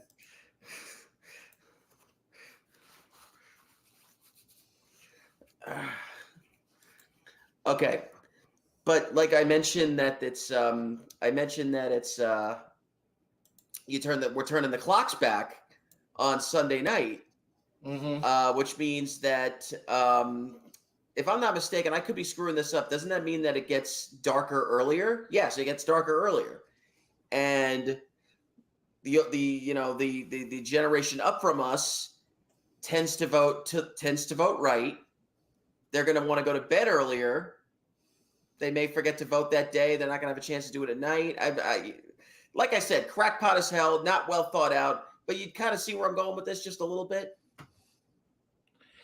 I see. No, me neither. Okay, let's move on. I see, but man, is it? Man, I think you're just going.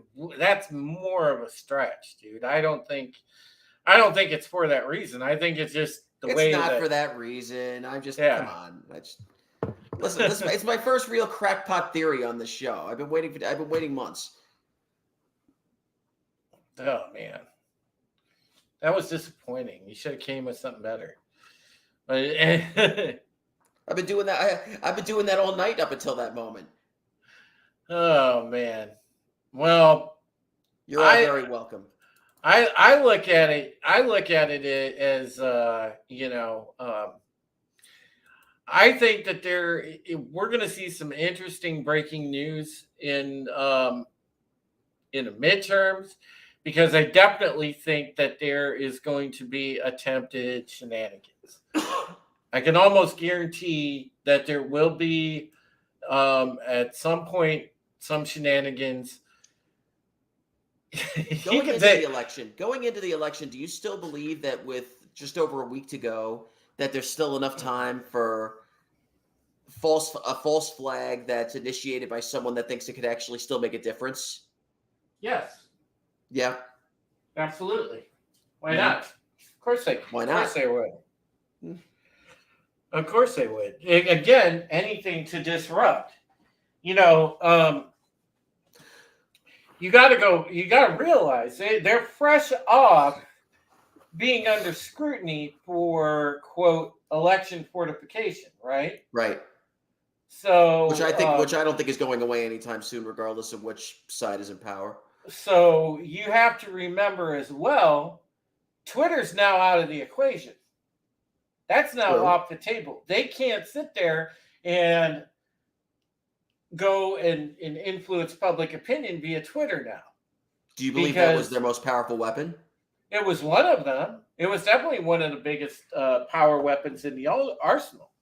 Mm. Now that it's being, you know, that's no longer something that they can do.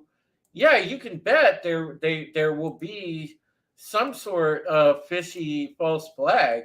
And if the Paul Pelosi thing was the best that they could come up with, well, then I didn't say it know, would actually work. I was just yeah. In fact, I think based on the way I think based on the way we were reacting toward the end of that discussion about the Paul Pelosi thing, we're pretty much both in agreement that it won't. Yeah. North Korea, dude. North Korea is just a nutbag. I think that seriously, like, yeah, they don't even register on the fucking radar, CJ. I mean, if you want to be honest, man, they just sit there and talk a lot of shit. It's like that guy at the party, you know, that one drunk dude that like talks a lot of shit to people, gets in people's face, and that people like kick his And ass. then he'll just vomit in the middle of the room, and that's And then he just sits that's back down. That's basically the metaphor for them shooting off the nukes in the middle of the Pacific Ocean. It's on some island. It's the same It's thing. basically like what it is. It's that Yeah. It's like that one dude at the party that thinks like he's hard, but he really ain't. Because he really ain't shit. No. You know, and Who the fuck invited this guy? Yeah, you know, basically that's what that is. They always come with a friend. They bring their own solo cup. They don't pay. Fuck it. It's Eric Cartman, says CJ. Yeah, North Korea is Eric Cartman. That's funny. I'm not fat. Big boned. No, man, it's great. But you know, Tobat says China will take Taiwan, Russia will counterattack hard, and North Korea will join in for fun. Iran, Turkey, and Saudis will all align as well, and World War III starts for real. I don't buy that, Tobat, because at least right now the BRICS coalition is still in play. I don't think that they're going to turn on each other. You know, I don't think that they will turn on each other. You know, because the BRICS coalition is bad news for the globalists, and that's why this election in Brazil is a big deal. Because if you put Brazil under World Economic Forum control, that BRICS coalition can go sideways in a hurry. Billy Ann says the false flag will be devastating, whatever it will be. Yeah, if they do a large scale one. That nuclear. It's this one that they're talking about right now, or that we just saw, at least here regionally in our country, Billy Ann. The Paul Pelosi thing was so weak. It's not even funny. That's like like when you talk about that, you're not going to talk about another one where it's like, you know, that's like footsies with each other. Isn't that fun? That's like the biggest weak sauce distraction I've ever seen. But I don't know about the other stuff. You know, this Brazil election may have a big. I think it might have some big fallout in the BRICS coalition. I really do. You know, so we'll see what happens there. Excuse me for a second. I need to step away to the boys' room. Will, you have the floor. Me?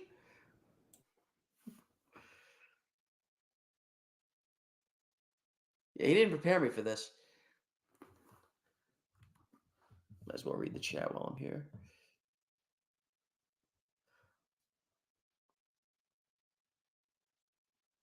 Hurricanes drawing. That's good.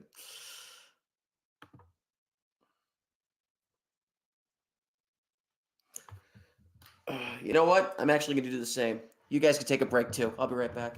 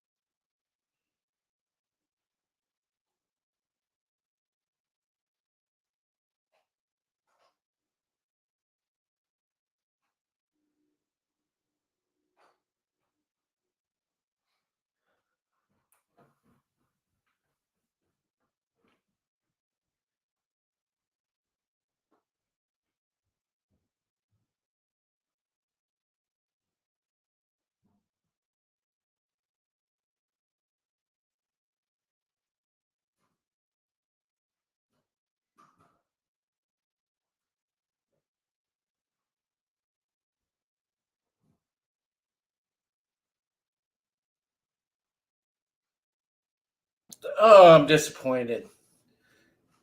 And he's a trained broadcaster. That's unfortunate. But I'm back.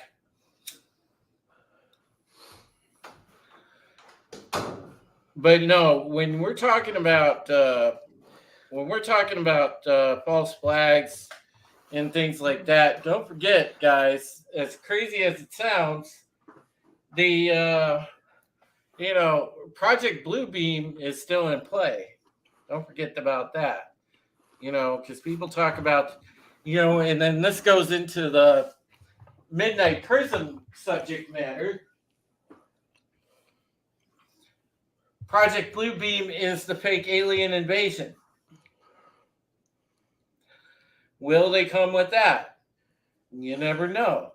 You can't put it past these people anymore because, like, we've seen the craziest of the crazy shit happen, that they've tried to either do and make it look like it's some weird thing when it's actually, they have had machinations on this stuff for a long time. But it's funny.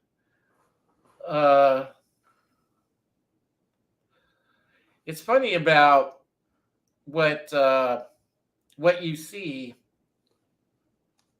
that you can make sense of, and we'll find out. But don't be surprised if you see something along the lines of Project Bluebeam. I would not put anything past anyone.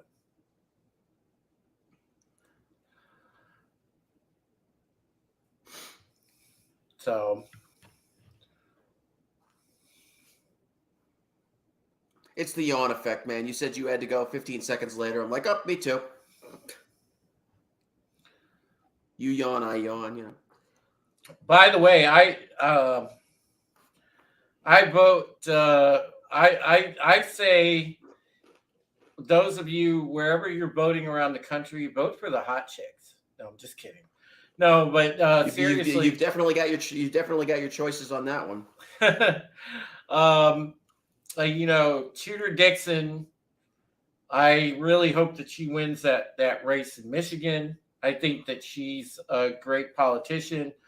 I also am very, very impressed with Carrie Lake. I like Carrie Lake. I fully support Carrie Lake. I want to see Carrie Lake win Arizona. I think she's going to be a very good governor.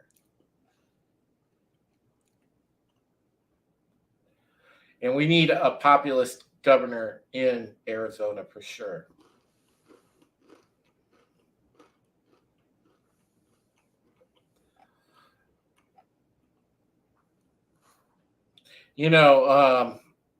I do want to show you guys a clip. If people want to see a clip, there is there was a clip I shared. I actually retweeted this earlier today. It was, I saw it from the great, shout out to the great Dr. Sebastian Gorka. I love Sebastian Gorka. He tweeted a clip of, and I want to set this up. This was a kid that working at Starbucks, and it's one of the Transimo whatevers. But this kid, which I think it's a chick to transition to a dude, so I think it's a she/he. It's hard to keep. It's really hard to keep track of these people. I'm very bad because I call them the fucking Mengele experiments. Because they actually were the first trans people were Mengele just experiments. A little extreme. But this is the clip in question. Let me cue it up here. Hold on. Boomer. Here's another cartoon. All right. Share screen. That's what I forgot. Unleashed Zone says, just call them flag cats. Yeah, I can't really. You can't really say that. Can't do it. You did it already. What a shame. But no, this is the clip here, and because I found it on somebody else's. I don't know if I'm going to do tweet. It, but I really want to. I almost walked out today, and I'm crying in the back room right now, and I almost cried on the floor. It's just, I'm like a full-time student. I get scheduled for 25 hours a week, and then on weekends they schedule me the entire day, open to close. I'm on the schedule for 8.5 hours. Both Saturday and Sunday. I'm like 3.5 hours into my shift. There's so many customers, and we have 4 people on the floor all day. Only 5 people were put on the schedule, and somebody had to call out. And there are 4 people running the whole store, and there's so many customers, and there's possibly scheduled 5 people. All right, time out. Can we just say? Can we just fucking say? Wait a second here. All right, listen. I have worked plenty of fucking jobs, and I'll be the first one where, I admit there's been times I've walked out when I didn't like a job. There's been times, me too. There's been times that I've quit. Isn't worth it. There's been times I've no-call, no-show jobs. I'm not proud of it, but I'm just saying, but largely, I've worked enough hours and enough jobs. I mean, this is work life. You're just used to it. If you don't possess the actual fortitude to work an 8-hour shift, which is the standard of anybody that works, I do sympathize with this guy's plight, though. I mean, like, 8-hour shift, all those shifts a week, and he has to turn in his term paper for his CRT 101 class. It's tough. This kid said he's got 25 hours a week. He's not even a full-time fucking employee. It's 15 hours short of full-time, kid. I mean, Jesus Christ. How can you not function in an 8-hour day setting? Because you have to figure, all right, the kid gets at least a 30-minute break or an hour lunch. So in most states, you get an hour lunch if you work over 8 hours. But the thing is, all right, this kid's got 7.5 hours on the floor. How can you not function for 7.5 hours on a regular work floor? I mean, and you work at fucking Starbucks.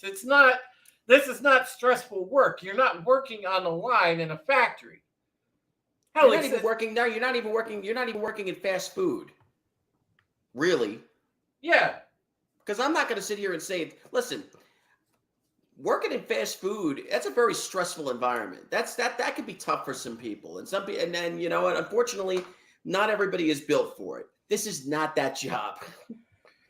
Well, I mean, this is a job where like you don't even get a slap on the wrist if you put the wrong name on the friggin' cup. I mean, come on. I find this absolutely just mind-boggling that somebody can have this much of a meltdown over 25 hours a week. And this is like the modern day leave Britney alone. Remember that? God, dude, the leave Britney alone person had more fortitude than whatever this is. You also made a much better point. Oh. We only have 13 people employed at this store, and there's so many customers. And they are good. We don't have fair scheduling. Managers don't care about us. Our manager was supposed to come in this weekend, and he took himself off the schedule, so he wouldn't be able to be held accountable. He's a fucking manager, he tore down the schedule that he was scheduled on and put up a new schedule where he wasn't on the schedule. Also, he couldn't have even seen that he was scheduled in the first place because he didn't want to be held accountable for not wanting to come in. They don't want to help us. Oh my God! This kid doesn't need to be on fucking hormones, or this chick. I'm sorry, it's a fucking chick trying to be a dude. You don't need to be on hormones, chick. You need a good square kick in the fucking ass. I also don't think that person needs to be out of the house, frankly. I mean, for their own good. How the hell do you function in society? You can't work an 8-hour workday. I'm sorry, I can't watch any more of that shit. It's about time you actually have video footage of what apparently the ideal person is now. I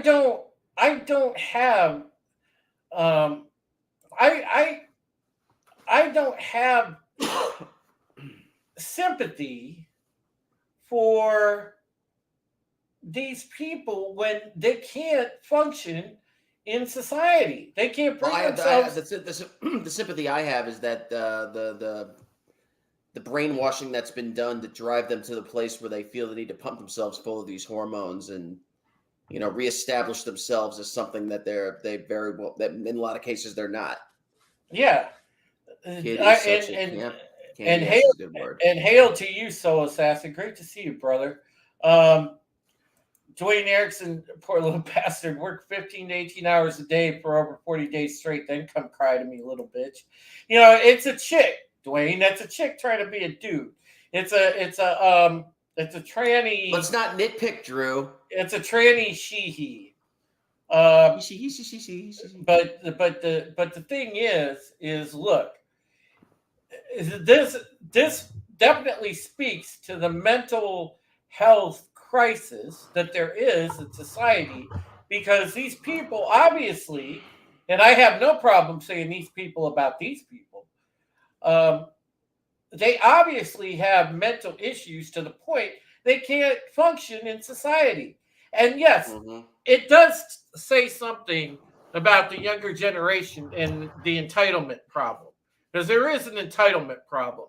And you can't tell me from most of us that are sitting here, and most of us in this chat are Gen Xers, and we've had to work to survive, because we've been put in a situation either you work or you don't fucking eat. So guess what? We've had to, suck it up and work whether we wanted to or not. And we might have griped, we might have bitched, but we went through that shift because you need that damn paycheck.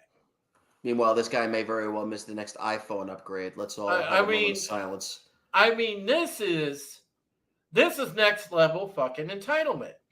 Well, you can't make it through a simple 8-hour shift at a coffee shop, for fuck's sakes. There's a problem. I mean, Jesus Christ.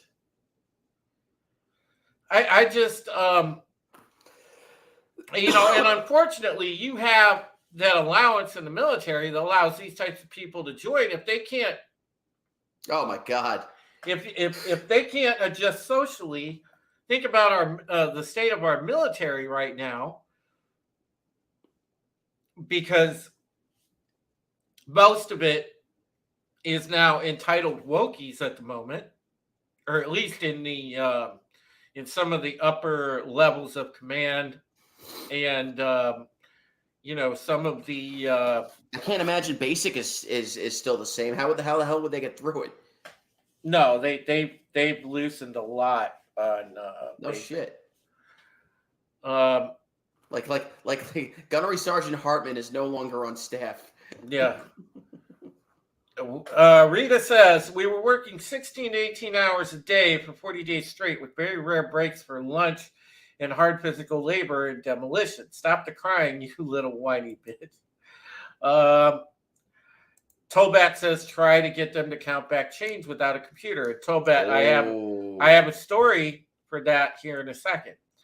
Dwayne says, well, that little girl needs to come on a demolition job and we can make her what she wants to be. Tobat says, amen, Will. I imagine basic training is a damn joke now. Yeah. And I still probably couldn't get through it, but that's, that's the thing. It is. They've redone the standards because of the allowance for allowing transgenders in the military. They've changed the standards. But you go back to counting back change. Here locally, we have a gas station called Sheetz.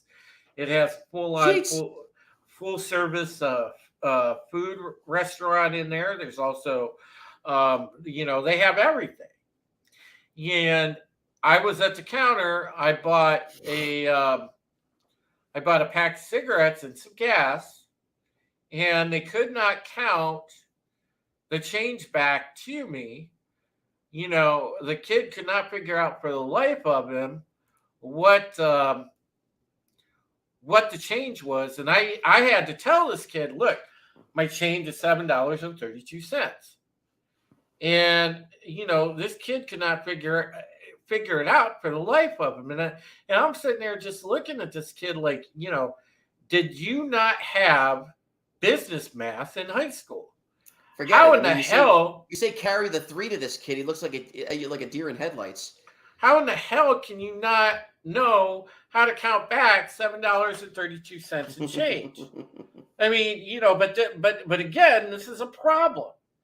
What are these kids learning in high school? Are they not learning business math?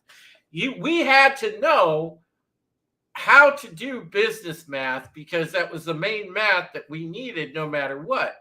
There were 3 types of math that were pushed when I was in high school, and that was calculus, algebra, and business math, because you needed to know all of them in some form or fashion, or at least 2 of the 3, if you were going to go into any type of engineering job or any type of job that required measurement or specific formulas. You had to know. And at the very least, you had to know business math, because if you were going to be in the service industry or in retail, that was a requirement. It's the same thing where in high school we had, again, what a class they called, they didn't call it home ec. They were they called it adult living, which, they taught you, again, how to cook. They taught you how to balance a checkbook. They taught you how to properly do laundry. They taught you everything that you needed for life skills to function on your own. That brings up, actually, I was just about to, I was going to bring up something like that. You think there's any connection to how decades ago they taught civics? They stopped teaching civics, and now all of a sudden you see they stopped teaching business math. And like you said, I mean, it's what was that class you just said? The one where they teach you how to do laundry properly. It was called adult living. It was basically home ec. Was what it was. Yeah, I think it's all the same kind of it's the same kind of behavior by the people who are assigning the curriculums. Billy Ann says, I don't think it's about being trans or whatever. I think this person is just a crybaby who wants attention on social media. Welcome to whatever generation this is. Yeah, and that's a good point, Billy Ann. I get that. I don't think Maybe that we should that name the generation. I don't think that the trans part helps, because that definitely brings along with it its own difficulties and mental health challenges. But yeah, it probably, regardless, the kid would have an issue one way or the other. I want to make something. I want to make something clear, at least the way I feel, and I would hope, Drew, that you feel this way to a certain extent. That there is a word out there. The word is called stigma, and I don't necessarily believe that, like, because we're questioning now. Is it just because she's transgender? Is it just because she's a crybaby? Is it a combination of both? But at the same time, not every transgender person reacts that way. Not every okay, I guess every crybaby would react that way, whether or not they were transgender. But it's not nothing is 100% across the board. Let's just that needs to be made clear. Having said that, when you delve into the scientific evidence, when you delve into the facts being what they are, the case could still be made. What you've been saying this whole time. All right, all these months. We got some juicy chats, so let's get to them. Dwayne and I used to work demolition together. It was rough work, but we loved it and never complained. We didn't put up with whiny, lazy babies. Either man up or get out. Thank you. Parents need to start teaching children at home also, is what Tobat says, not just homeschool, basic fucking tasks, cleaning, etc. Yes. Absolutely. They have to have life skills. Right. All part of the plan, Soul Assassin says, dumb down society. Yeah, absolutely. And you're seeing it by that. Tehillim says, and hail to you, Tehillim, man. Thank you for being here as long as you have. They're teaching them how to be incompetent and illiterate. Yes, they are. Billy Ann says, my mom taught those classes. She taught home economics, it's called. Yeah. And it was a valuable class. And now they're not offering it to kids. And these kids, when they become young adults and get out into the world, are completely lost because they can't take care of themselves. What was it that they did back in, I know they did this in my mother and father's days when they were in high school, that, you would take some kind of like aptitude test, and based on that you were either put in like wood shop or home ec, or you know what I'm saying? Yeah. And it would almost be like you were going to, it would be like a kind of a trade school atmosphere in high school to it. Yeah. What they were doing was they were setting you up for what you were going to end up being, what you were capable of being. Yeah. And there's nothing, I don't think there's anything wrong with that. No, not at all. Hail to Low Spec Linux Laptop. What's going on, buddy? Great to see you, man. Listen, I think it is deliberate dumbing down, and I think it's for a reason. Because the less skills that you empower people with, the more dependent they are on government programs and for themselves to trade control over their lives in order to survive. So you're stripping someone of their individuality before they even have it. Right. To the point where they won't even question why they don't have it. Yeah. Soul Assassin says, I'll be honest, I'm not the best at math, but I know how to weld and cut metal from my time in metal shop. Exactly. Yes, absolutely. A trade, life skills. Dude, Soul Assassin, when I was in high school, even back when I was in high school, they had auto shop and welding and the whole 9 yards and a wood shop. So, you were getting a head start into carpentry or into like MIG and TIG welding and things like that. That's where somebody could walk out of high school, get into a trade school, almost immediately get into a field, an apprenticeship, and hit the ground running. That's how it was. And there was a time where you could make a hell of a living doing that. You still can, because it's in demand. Home ec is called non-essential, so it was spaced out. Yeah, Exactly, Yeah, Billy. And sure. they found a way to phase that out. And it was purposeful. It was purposeful. I mean, you know how many you know how many people and there was somebody like if somebody half my age, like let's say 20 to 28 right now, People out of college. if they were living in a house like this, there's many young people right now that wouldn't be able to function even in a house. They wouldn't know how to use a washer dryer. They wouldn't know how to use a dishwasher.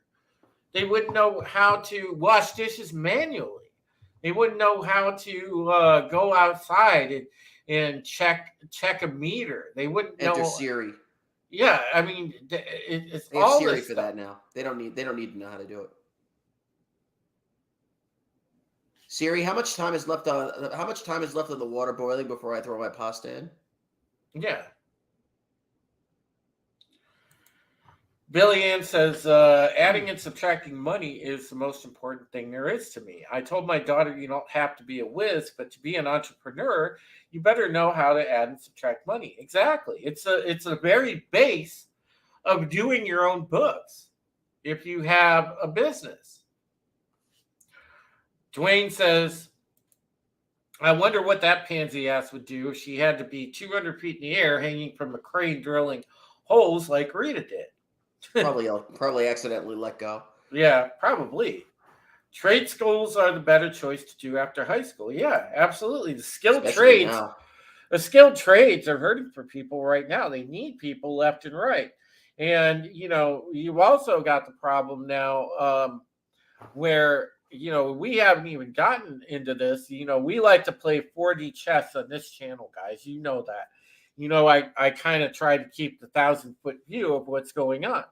Well, in the midst of all of this talk about the midterms and about the Paul Pelosi thing and about all the minutia that you see in via the news or in your Twitter feed, whatever, a lot of people aren't talking about the shortage in diesel because it's not being covered. However, right now we're running into a very big problem with diesel. And if diesel runs out, that means no more shipments by truck. That means all of a sudden we are in a major supply chain crisis, even worse than the one that already we've been under. So don't lose sight of how that is going to have an impact as well. Just saying. Hail to Awesome One. What's going on? Great to see you.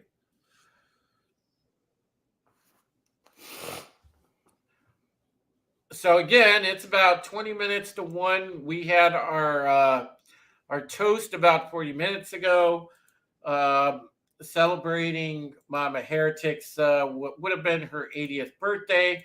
This is the last day, now that it is officially Mom's birthday, that I am keeping the Give Send Go open. We are currently at $7,635 out of $11,000.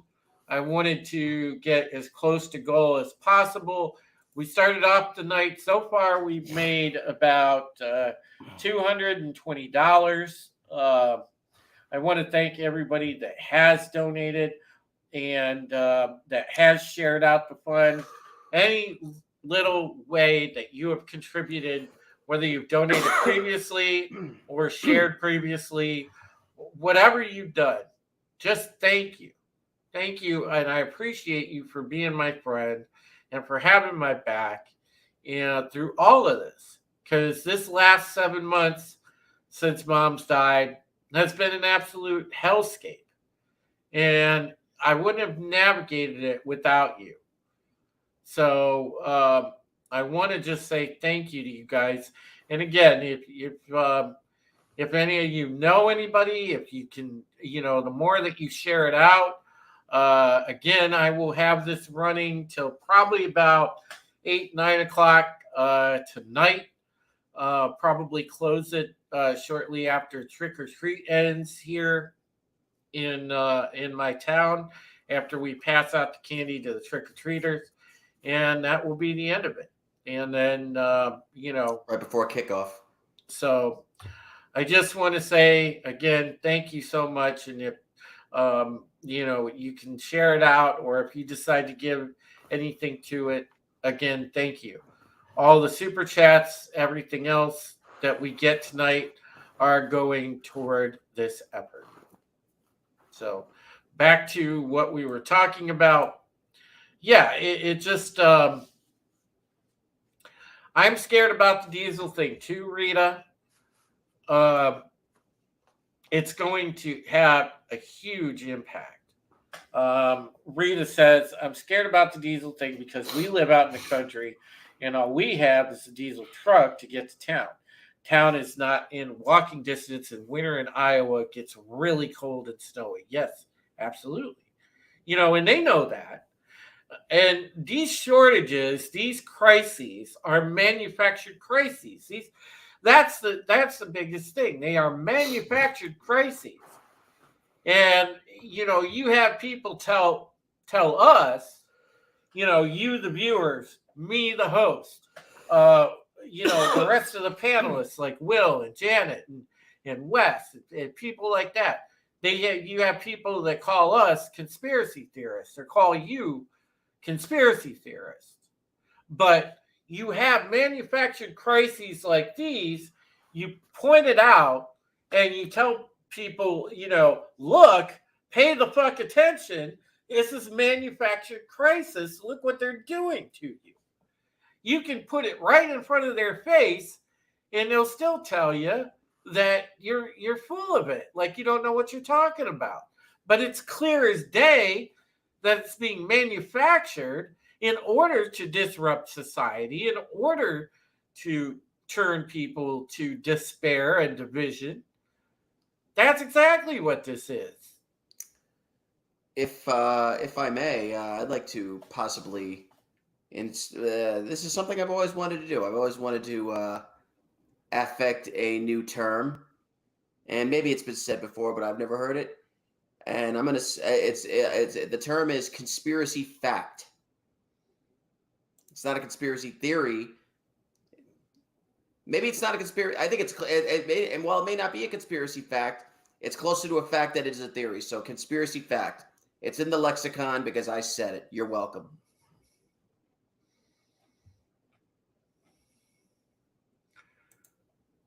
Well, thank you. And thank you for the update, Netter. So, do you want to say thank you to some folks that just threw down a little bit? We had $50 anonymously. We had 25 from Godzillionaire. Thank you. And we had another 5, and thank you for that as well. So again, appreciate all the help, and thank you guys so much. Thank you from the bottom of my heart. It means a lot, and I don't know what to say other than I have the greatest audience and friends in the world. But going back to the diesel shortage, yes, Billy Ann's right.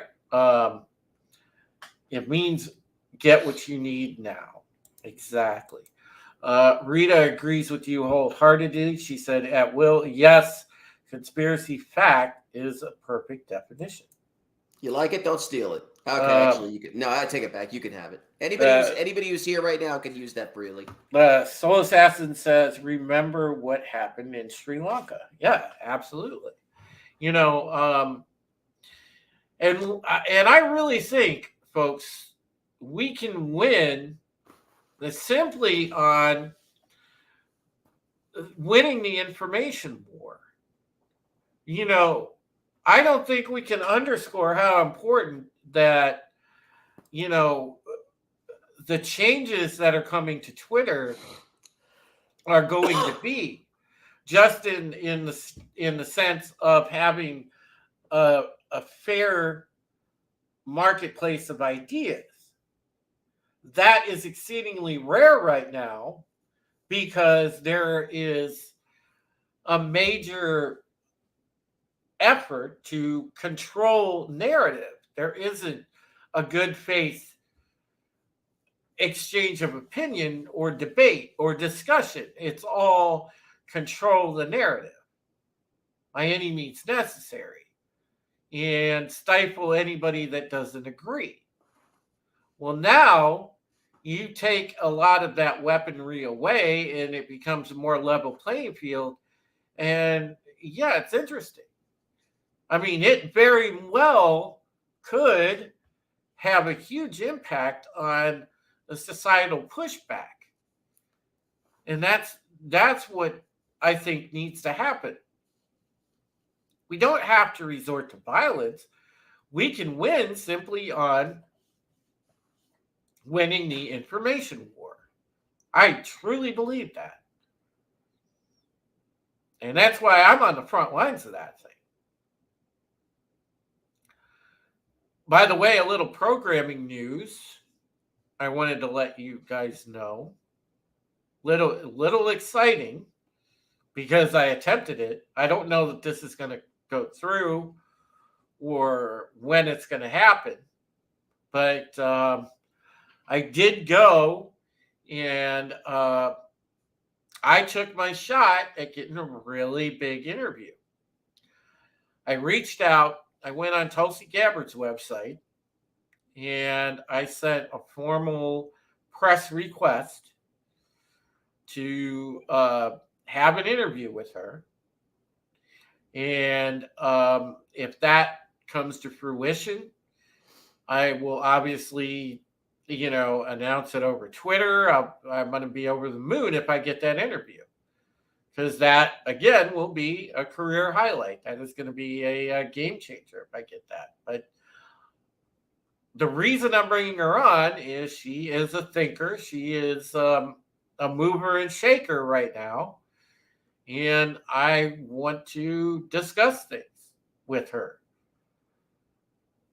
So that's exciting. So I want you to know that I stick by what I said. I'm trying to continue to get big-time guests, big-time people in the thought arena, because I like to get people that are thinkers that understand the stakes of what's happening, but also understand what's going on. So I reached out to her.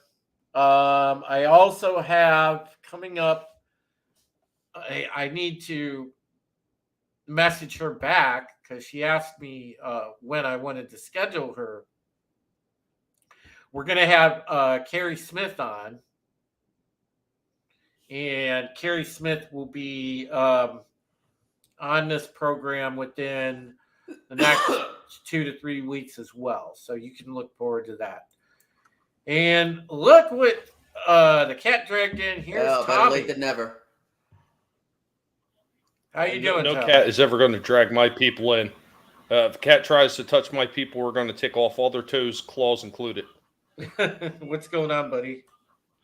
Well said. Not much. I've been watching for like weeks now. I've been watching these leftist weirdos just losing their freaking minds on Twitter.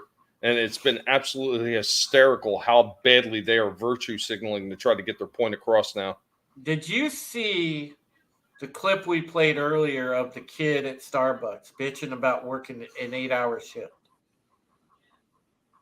No, I didn't. I was actually on a stream with Vinny a little earlier, so... You can play that again, Drew. I'm not going to play the whole thing, but don't guys, play the whole thing, but guys, bear with me because I got to show this to Tommy because I definitely want Tommy's take on this. Oh God, Tommy, this was this was horribly bad. Enjoy. This was god awful. Actually, I gotta find where I put it. Hold on, because it is. It's worth the wait. Yeah.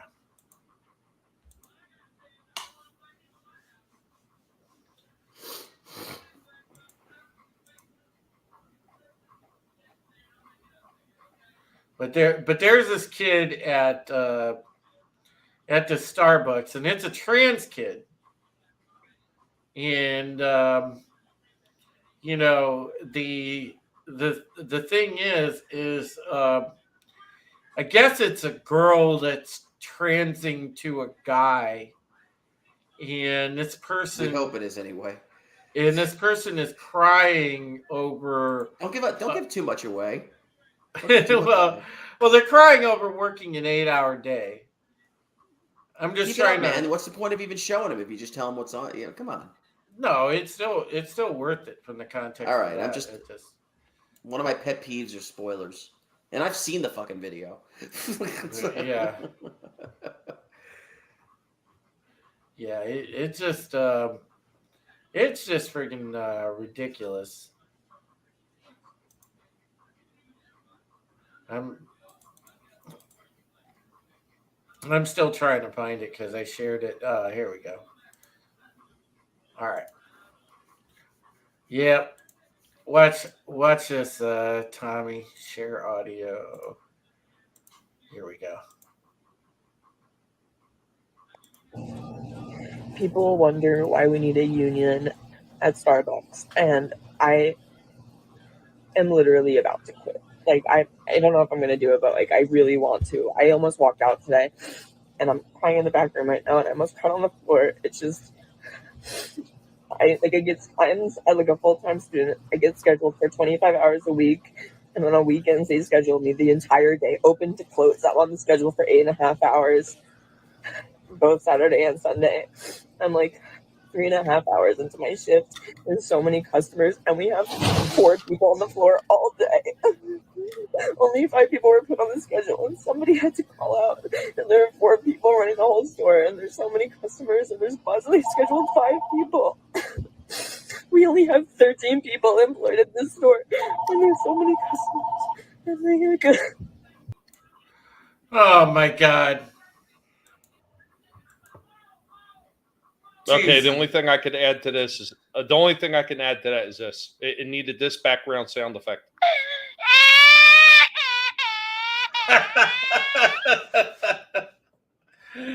This is what I get for being technologically inept and not having any of that shit on my own. Oh Jesus, You know Tommy. what? This is exactly what we've been talking about for a long time with these people that want the awards for everything. They want an award for coming in 11th place on a 10-person race. These fucking people are ridiculous. They want everything handed to them for nothing, and they don't want to have to put any effort forth in order to gain what they supposedly want. They want more money for working these entry-level jobs, and then they don't want to have to be able to work to even make that money that they were requesting to begin with. So why? So they could turn around and they could cry some more that they're not making or earning a living wage because they can't work 8 hours a day. Oh, give me a break. Go cry to somebody who wants to hear it, because I don't want to hear it. These people should just all be shot into space. That's my take on it. Do you think that kid even knows that he's 15 hours away from even being full time? Do you think he even knows what the concept of full time is? Probably not. None of them do. No. No. It's another thing you're not taught when you're in that generation. The meaning of a hard day's work, 5 days a week, or 5 to 7 days a week, whatever. Yeah, the other thing we were talking about, Tommy, besides my mom, besides Mama Heretic, we were talking about her, but the diesel shortage. I don't know if you saw the thing about the fact that we're starting to run into a possible critical diesel shortage too. Oh yeah, I've seen that. I'm actually ashamed to say this, that it obviously isn't out there, because I found out tonight on this show. That's how I found out about the diesel shortage. Well, Dwayne sums it up good, guys. Dwayne says no diesel means no deliveries, no farming in hospitals. If the power goes out, no lights, because they all run on diesel generators. Diesel generators, right? You know, why do you think they, and that, the point about diesel generators, I think that's why they're trying to short the diesel, is they don't want people to be on diesel generators.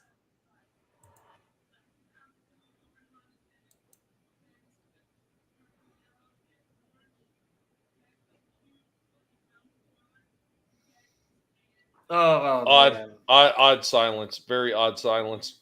That's dead air, man. That's a cardinal sin. Well, I don't think they want people on diesel generators. I don't. I don't think they want to give anybody a chance to survive. I don't even think it's just diesel generators. They don't want people to be self-sufficient at all at this point. And they you want said that everybody earlier, to Drew. be able to rely on the teat. Yeah, they want everybody to rely on the teat of the government, and their extension arms of their services that they say are the ones that you need to use. And that's really what it all comes down to. They want total control of everything. And the only sustenance you get is what they feed you. Exactly. I mean, look what they're doing to those people that they have basically in Chinese concentration camps right now. They got these holdover areas, and then when they send them from the holdover areas to their quarantine camps, they get like a little meal package thrown at a door every day. This is sanctioned by the government. This is what you get.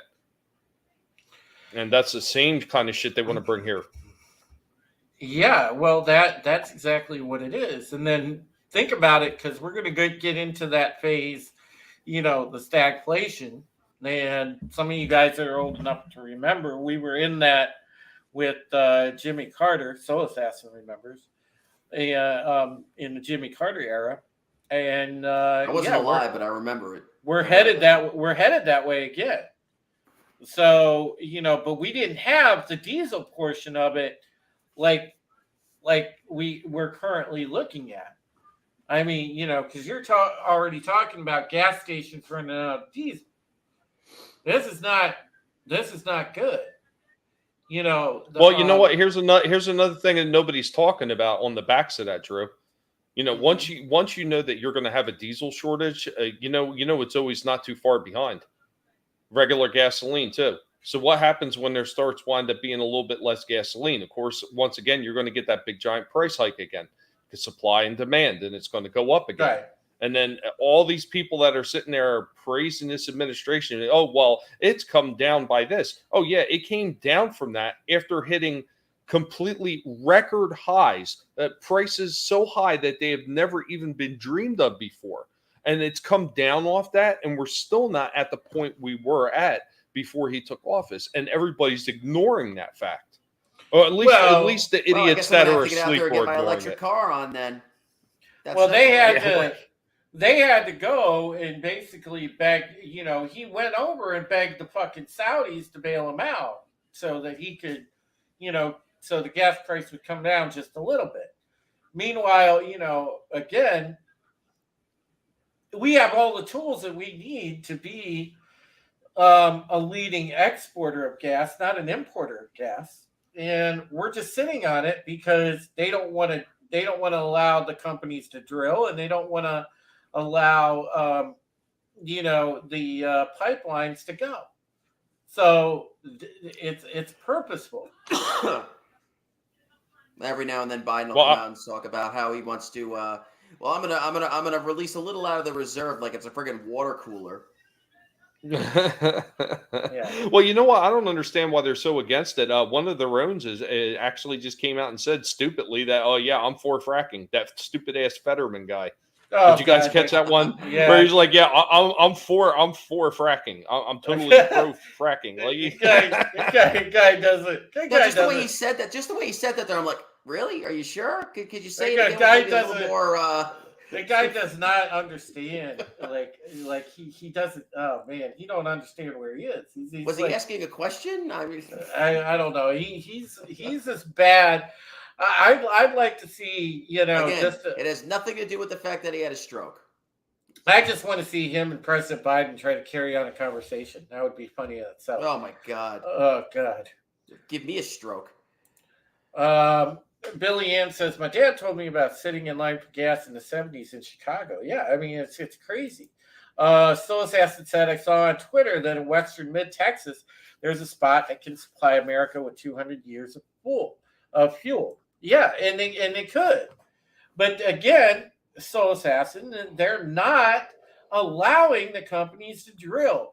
We should be an exporter, not an importer.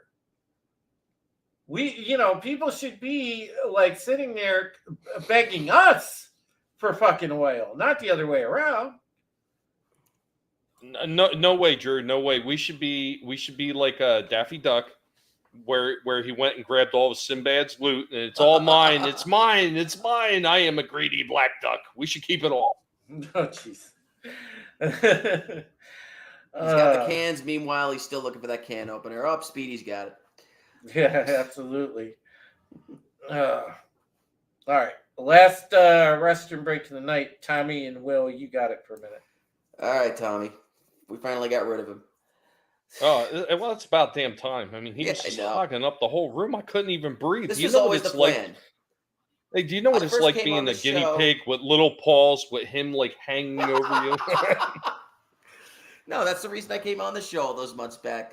Me and Tommy had a plan, and phasing out the host and making it our own thing. No. you can have it. You can have it, pal. It's all yours.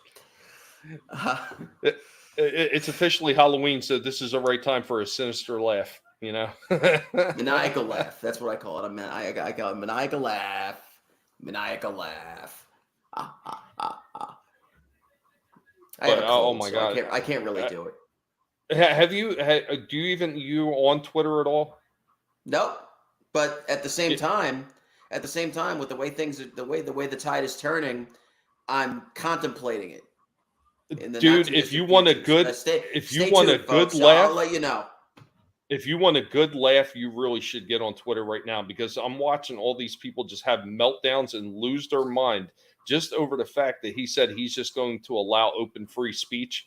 And these people are just like losing it. And it is wondrous to watch them just go bananas. Yeah. I can get most of that. I can get most of that on YouTube. Still, it's weird. So YouTube actually still releases that stuff. Go figure. Yeah, but you can get it in bulk on Twitter. You don't have to sift through videos. I know. But again, listen, Twitter's been around for how long, and I haven't been on it for the entirety of Twitter. And I'm gonna join for that. There's got to be more to it for me, and there will be. No, originally I opened a Twitter account back in oh god, it was I've opened an account before. 2012. I didn't really do much with it. Yeah. Yeah. Well, I opened one in 2012, and originally the only reason I opened it at the time is because I was actually still signed up to Microsoft and Xbox Live.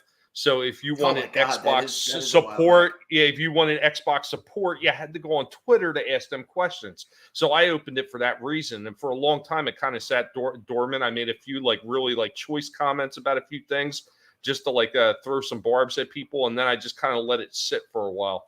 And it wasn't until I really it wasn't until I really started doing stuff with YouTube that I actually got back on it and started reusing it again. But I'm telling you, it is proved very useful for comedic laughter in the past couple of weeks. I've just been busting at the seams laughing at these idiots. It's great. I got my laugh on. We got our laugh on earlier in the show. We tried to be serious about the whole Paul Pelosi thing, but we just couldn't keep it. We just couldn't. We couldn't hide the giggles. I mean, at a certain point, we just this is too ridiculous. Just give it the proper attention that it deserves. And I almost turned red, but I mean, what's going to happen if we start having all these shortages like that? And they've been predicting this stuff for a long time. They keep saying there's another round of shortages coming. Whether it's diesel or whether it's the the supply chain with the freighters being interrupted, it all leads to the same thing. It all creates the kind of demand for supply where you could jack up rates. It's it's all the same result. We're gonna wind up with it's like Awesome One said, we're gonna wind up with horse and buggy making a comeback. Or people are just gonna be riding horseback, dude. We're gonna have like the Wild fucking West. Not me. No. I'm going to have a herd of guinea pigs pulling a sleigh. Nice. There you go. I would give up all my diesel to see that. We're gonna have the Wild West, and there's not going to be we're not going to have that giant mechanical spider like in that other one. Yeah, Billy Ann says, I'm in the gig economy. I do gig work, so if gas gets like that, I'm out of work too. Yeah, it's crazy. Billy Ann, and you bring up the celebrities leaving Twitter over free speech. What a great reason to join. Celebrities are leaving. It's great. It's funny because, a lot of us used to watch the stuff like the Soul Assassin gave me this. Oh, give me a home where the guinea pig roam. Oh, yeah, I'm down for that. You know what? Here's another thing that nobody's taken into consideration, Drew. With the diesel, big diesel shortage coming and the lack of supplies and everything else may happen, and God forbid if all the gas starts going too. What about all the poor prostitutes that are going to be put out of work because they don't get a lot of walk-up customers? This is going to affect them as well. Can we please think of the prostitutes? Right. Job creation to hire some independent contractors to create a prostitute walk-up window. I don't know. Yeah, but isn't that called the glory hole? You really think it matters to those people, the conveyance? I mean, that's not. Come on.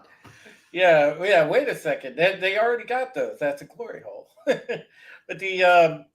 But each their own, Drew. But the celebrities that are leaving, like a lot of the Star Trek and Star Wars people, which is funny, the original actors are raging fucking liberal cultists. So, they are like the Marxist cult big time. So you got Marina Sirtis out there saying, oh, I can't take it, blah, blah, blah. I'm leaving this platform, but I'm going to stay on here to say goodbye. I was telling Will about this, actually. I'm going to stay on here to say goodbye. That was the part I got a kick out of. The best part of that statement was, but I'm going to stick around to say goodbye. That is the most telling part. Yeah, but I'll tell you what. You know what? I want to reiterate my love for a few scenes out of Tombstone, and one of them being, well, bye. Because I've been using that GIF over and over for the past 3 days. Yeah, because listen, they these celebrities are so out of touch, and they're part of the machine, so they figure, oh, well, we'll just say whatever we can to support the machine because surely they're going to take care of us. We're celebrities. But they don't realize they're as expendable as the next person. Boy, talk about the ultimate self-importance. Yeah, it is. It's all about narcissistic self-importance. And that's why actors like Marina Sirtis and Soul Assassin down here. He mentioned Mark Hamill. That one hurt. They're ridiculous. Yeah. He's nobody but a dude who looks like Luke Skywalker now. Yeah, absolutely. Shame. But they've gone full scale deranged. I mean, sitting there and these are the people that used to say, well, government's not going to tell me what to do. I stand for free speech and stuff like that. And these people now, they're like, oh, human rights, what's that? I mean, at best, like there was a time where at worst, people who were insincere when they said I stand for free speech, what they were really saying is I stand for my own free speech. Now it's not even that. Well, It's not even that anymore. that's exactly it. It's crazy, but this is Long for those days. this is where we're at, and listen, the people that leave, it's addition by subtraction, because they're not contributing anything valuable to the conversation anyway. They're just sitting there, telling what used to be their fan base, that their fan base are a bunch of racists and deplorables. They're not telling you, hey, I appreciate your support, and I appreciate you supporting my creative endeavors. So no, they're just like, well, you're plebs and you're deplorable, and you're racist because you support things that I do not. Meanwhile, going back at them, there's nothing inherently important about what you do either. So shut the fuck up. They're adult pretenders. What the fuck? They're adult pretenders. Anyone who does something inherently important doesn't feel the need to splatter their diatribes or what have you all over social media. And in a way, that would be like obviously like a Band-Aid on it. I would almost take that at this point if they would just voice up. That is a hell of a great point, awesome one. They associate the words free speech to, in their minds, oppression to their faith. That's exactly what it is. Because again, that was beautiful. Again, they are like a cult. To them, this cultural Marxism is their religion, because they don't have faith to carry them. They don't have something outside themselves. They don't have even the faith in themselves. So they find it through, their ridiculously radical point of view in their own narcissism.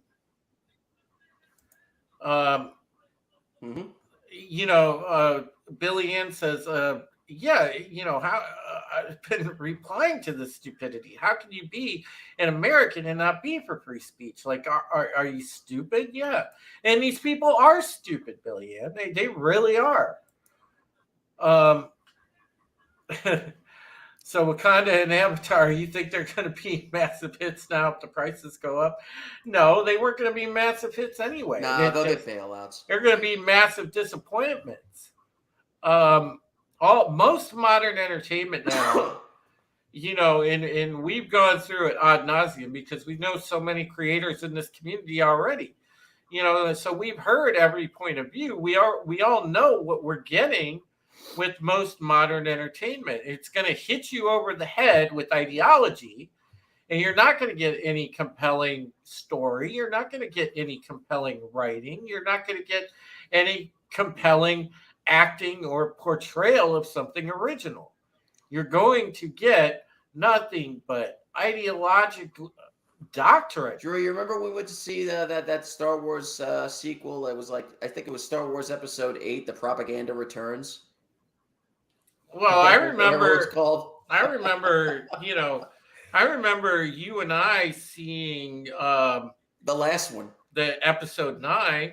Episode 9, and I remember when I was in the theater. We just went full on Mystery Science Theater 3000 on that movie. We were the only ones in the theater.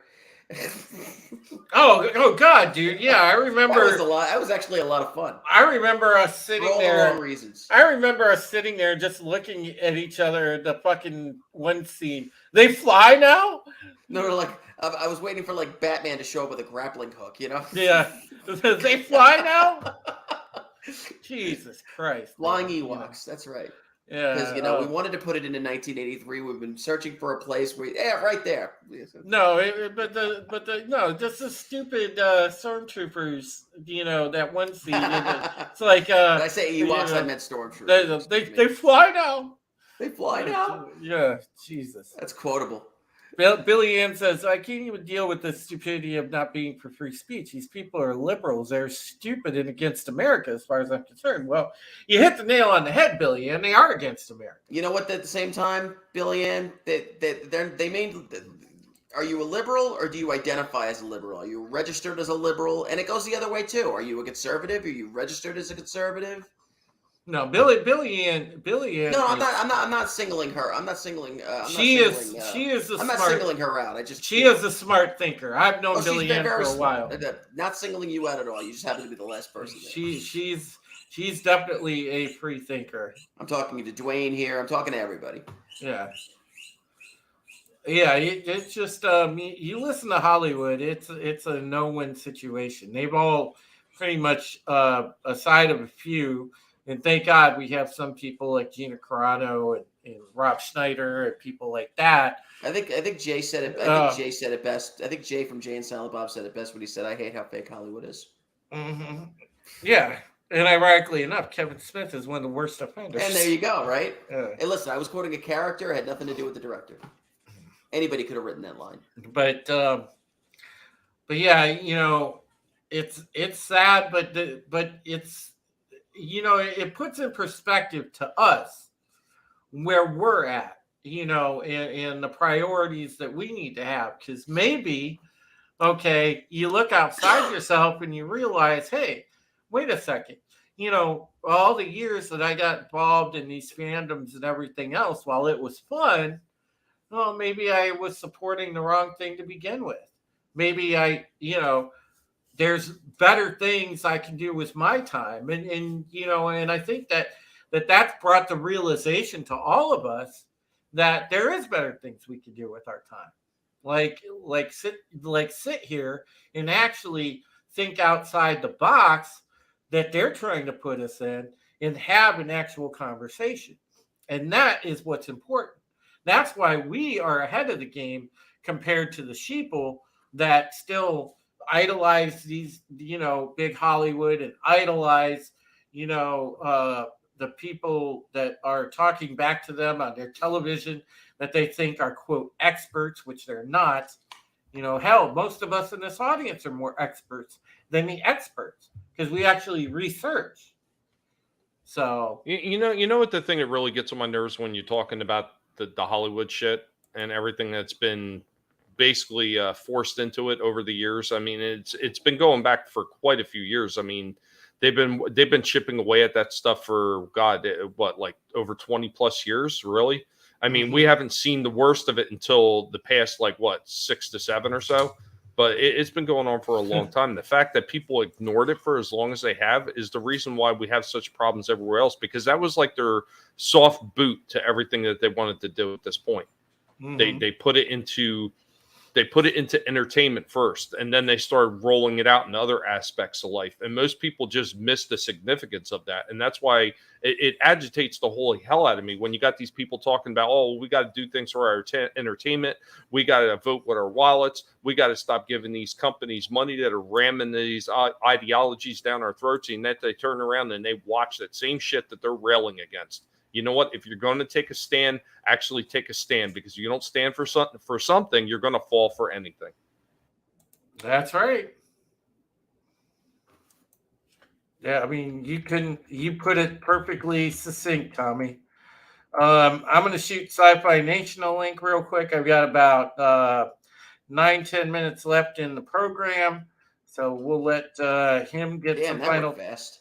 Yeah, we'll get let him get some thoughts in really quick, and then we're gonna call it here shortly because you know, I actually have to get up for work in the morning, so there is that. Oh no, 25 hours a week. Yeah, it's not. You can listen. You can post your YouTube video about your plight later. Don't do it here. Oh God, you know, I can't with that, man. I couldn't do that. I don't understand how in the world, you know, I just don't understand how in the world you can have that. I mean, right. I didn't mean worked, to take you off topic too much, but I worked in, I just, I can't fathom that. Jim's Landscape LLC #1. Commodore Boone, what's going on? Welcome to the program. We're talking about the current situation with the country and everything else. And What we do. here's Jay, Sci-Fi Nation. All right, go ahead, dude. All right, Drew. You know I love your brother. I understand you're right leaning. I'm left leaning. We already understand that, and we love that about each other. So the only thing I gotta say is, why let big business? Why let all this stuff that's going on in our country divide us? Our forefathers said, "Divided we fall, united we stand." Mm-hmm.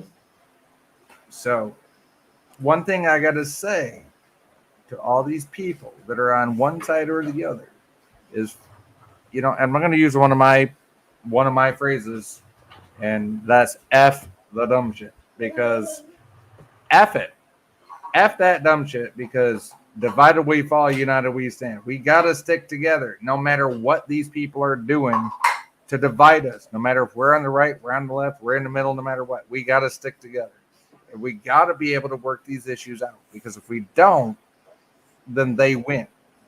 Well, you're absolutely right. But the only reason, the only difficult issue there, and this is why most progressives fell for the bullshit.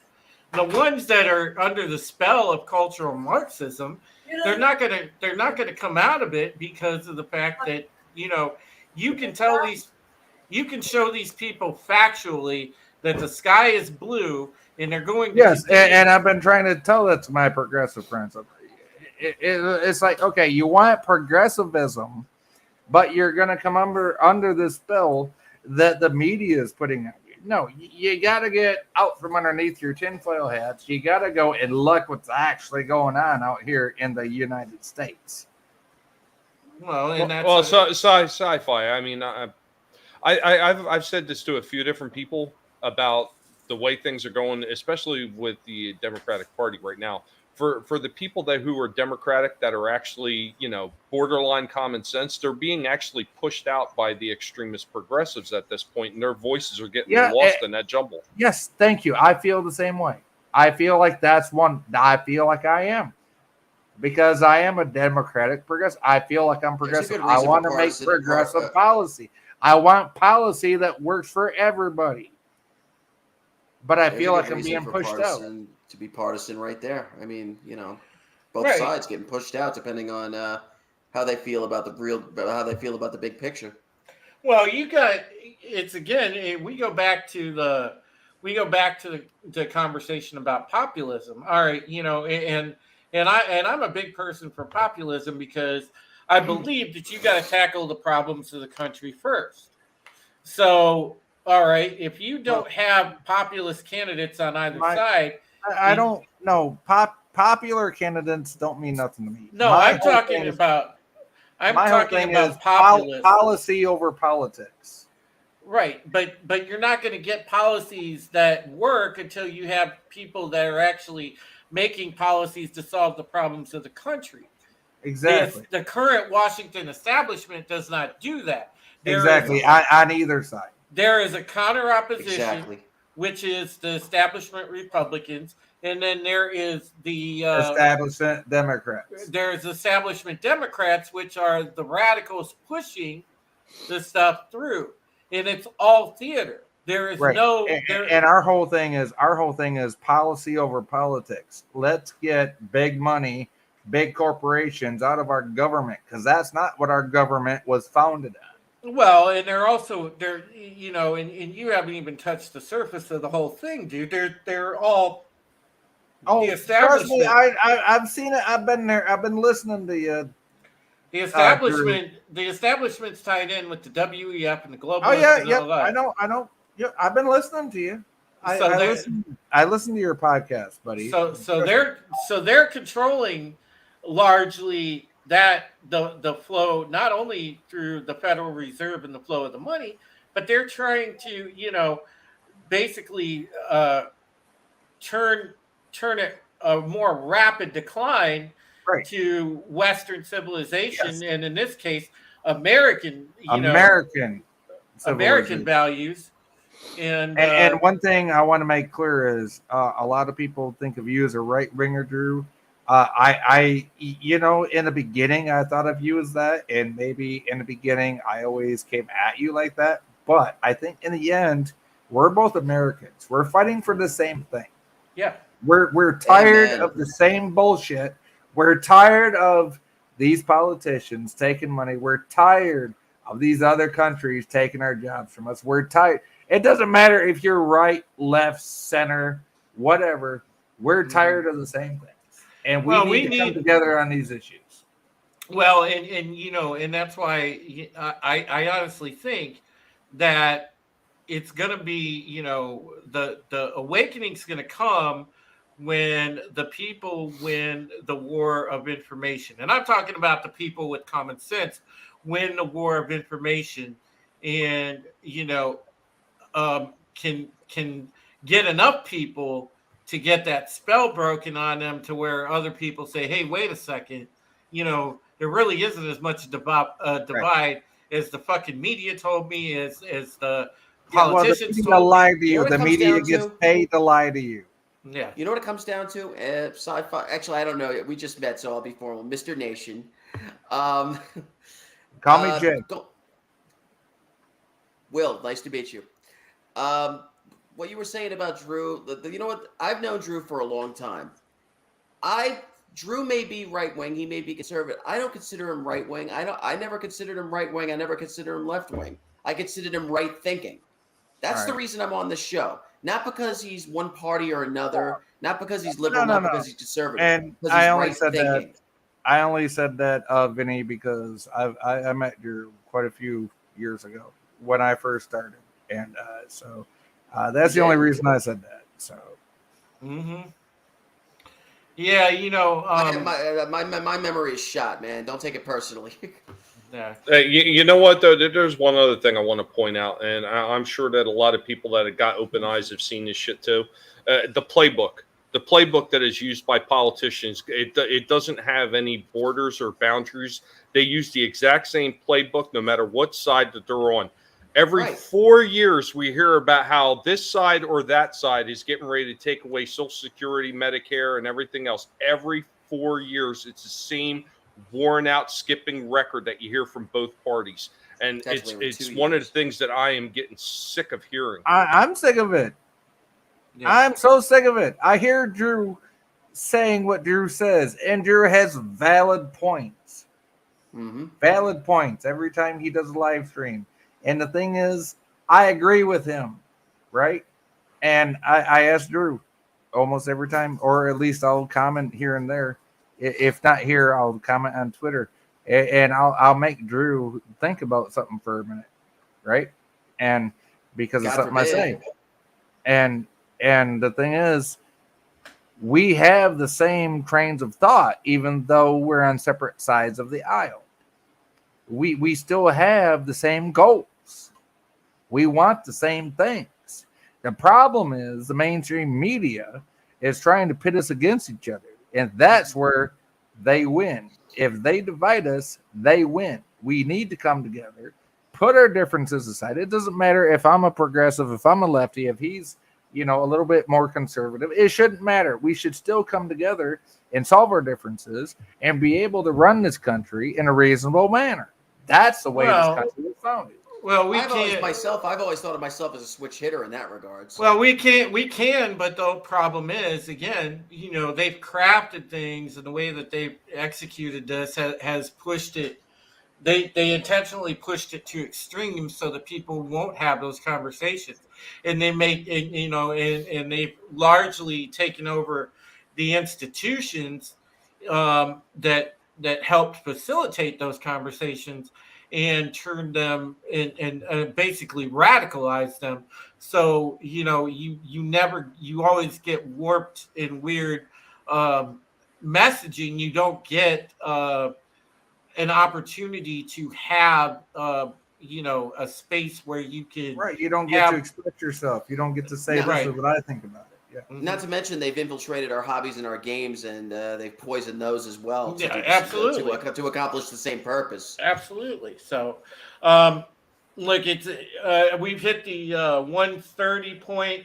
I want to again say thank you to everybody. Don't forget, the fund will be up until 8 o'clock this evening. I will leave the gifts and go up till about 8 o'clock this evening, 8:30, and we will close it. Oh yeah, you Pacific looking. So, so I want to thank everybody that has helped share the fund. Everybody that has had fond memories of mom and I understand. remember fond memories of Mama coming to tell you to come home because she needed help. Yep. Mm. But thank you to all of you out in the audience that have stuck by me, that believe in me, that helped both me and mom over these past years. And you guys are all a blessing to me, and I don't forget that. So thank you so very much.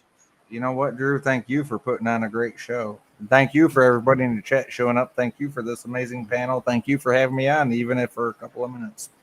Catch Sci-Fi Nation when he's on. He does live streams every so often. He gets in where he fits in. He's like Too Short. I get in where it fit in. All right. Take it easy, my brother. Take it easy, Drew. All right. And we will go over to Tommy and let Tommy talk about what he's got going on.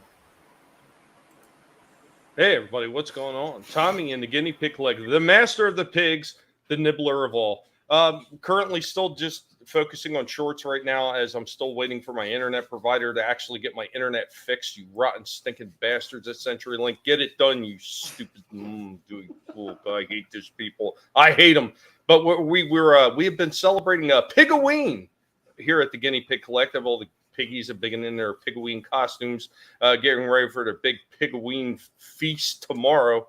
So that should be a lot of fun. Of course, doing a lot of the BattleBot videos, showing off toys that we've been collecting, and just having a blast and having fun. Because you know what? If it's all just hatred all the time, it gets really boring real quick. So remember, have some fun out there while you're paying attention to all the shit that's going on wrong in this country and everywhere else across the world. And you know what? Remember this. Never let anybody tell you what you can and can't say, what you should or should not watch, because your silence gives consent, and the Guinea Pig Collective will assimilate all. Be well. Take care. Later, y'all. All right, and we go over to Will. Why do you always make me follow Tommy? I am not nearly as articulate. I am not nearly as well. I think I'm getting better. This is the longest stream I have ever been a part of. And Drew, we did it, man. We hit 3 hours. I can't believe it myself. As for the reason that I haven't donated to Mama Heretic's fund, Drew, me and your mother have an understanding. While I'm not donating to the fund, I am driving out there tomorrow and I am buying you dinner. So it all works itself out. It all evens out. This was a blast, and I'm so happy that I get to do it again 2 days from now. I guess Indecision 2022 wouldn't work because Comedy Central already took it, as long as I don't have to pay. Yeah. Yep. And listen, folks, as I said, we will keep the Gifts and Go open for another, probably another, 18 hours? Something like that. We'll close it tonight at 8:30. Drew, Yeah. can I interject here? Let's keep it open until 24 hours after the first, when people get their checks, Okay. because they might be able to contribute. Okay. All right. Well, I'm just saying from personal experience. Okay. That's actually a really good point. A really good idea. Well, we'll keep it out. We'll keep it open until midnight, November 1st. But it is there if anybody wants to share. Not midnight at the first, midnight the second. That way they have 24 hours. Midnight the second. Yes, that's what I meant. So it'll be open for another 46 hours and 22 minutes and change. Yes, because you got to figure people get their checks on the first and the third. So Tuesday and Thursday, people get their checks if they're on disability and Social Security. So if they want to help you, I would extend it to that for people that depend on like a one-time monthly payment, like we do, to be able to help you. Okay, fair enough.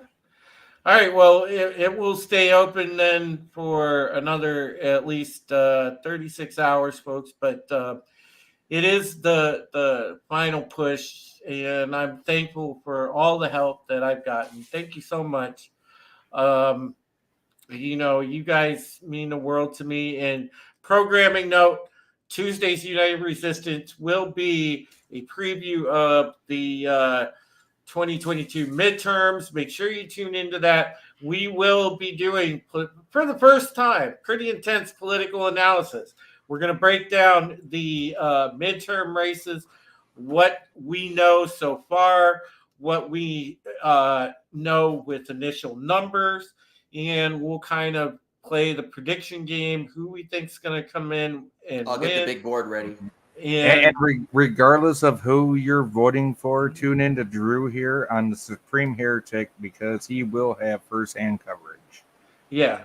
And also the following Tuesday on the 8th, we will go live a little later, building up what Sci-Fi Nation just said. We will go live probably later that evening around the 9 to 10 o'clock window when the returns start coming in so that we can catch the news as it's breaking, and we'll report the results straight away. So we'll go live as the returns are coming in and talk about how things have shaken out at that point. But That's gonna be awesome. you will get some really good election coverage on this channel and out of our panel.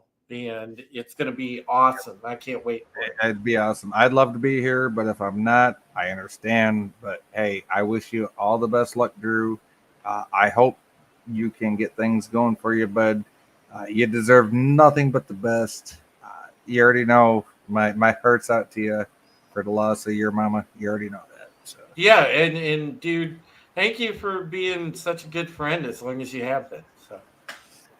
Well, you've been a good friend. I can't do nothing but return the favor. All right, brother. I will talk to you soon. And thank you again, folks.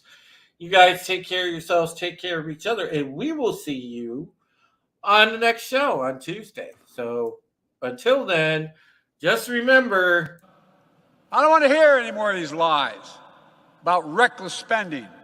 We're changing people's lives. Come on, man. No, we're not. We're not really changing people's lives. Come on, man. God, I hope not.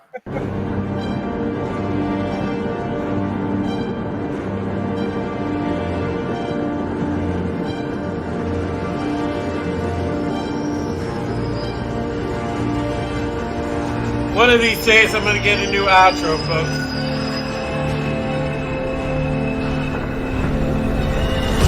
Oh, sorry. Yeah, hi, Coast Casino. Hey, welcome to Sporking News Podcast. My name is Scott. I'm E. Temple Queen of the Place to Be Reviews. I am the Patriot, Drew Taylor, aka Supreme Heretic. The Red Gaze on YouTube, at the Red Gaze on Twitter. What up, what up, what up? Hello, everybody. It's me, Vinny. The voice of Immortal Coil. Oh, hey, I am the Ghost Bear. What's going on, Tommy? You didn't get anybody to like this? Yeah, I'm Wes Moody of the Wes Moody Webcast. Tone Death rocking. I mean, we have a lot of cool things over there. I did some magic tricks. Hi, guys. Try to stay here. My name is Monkey Knight.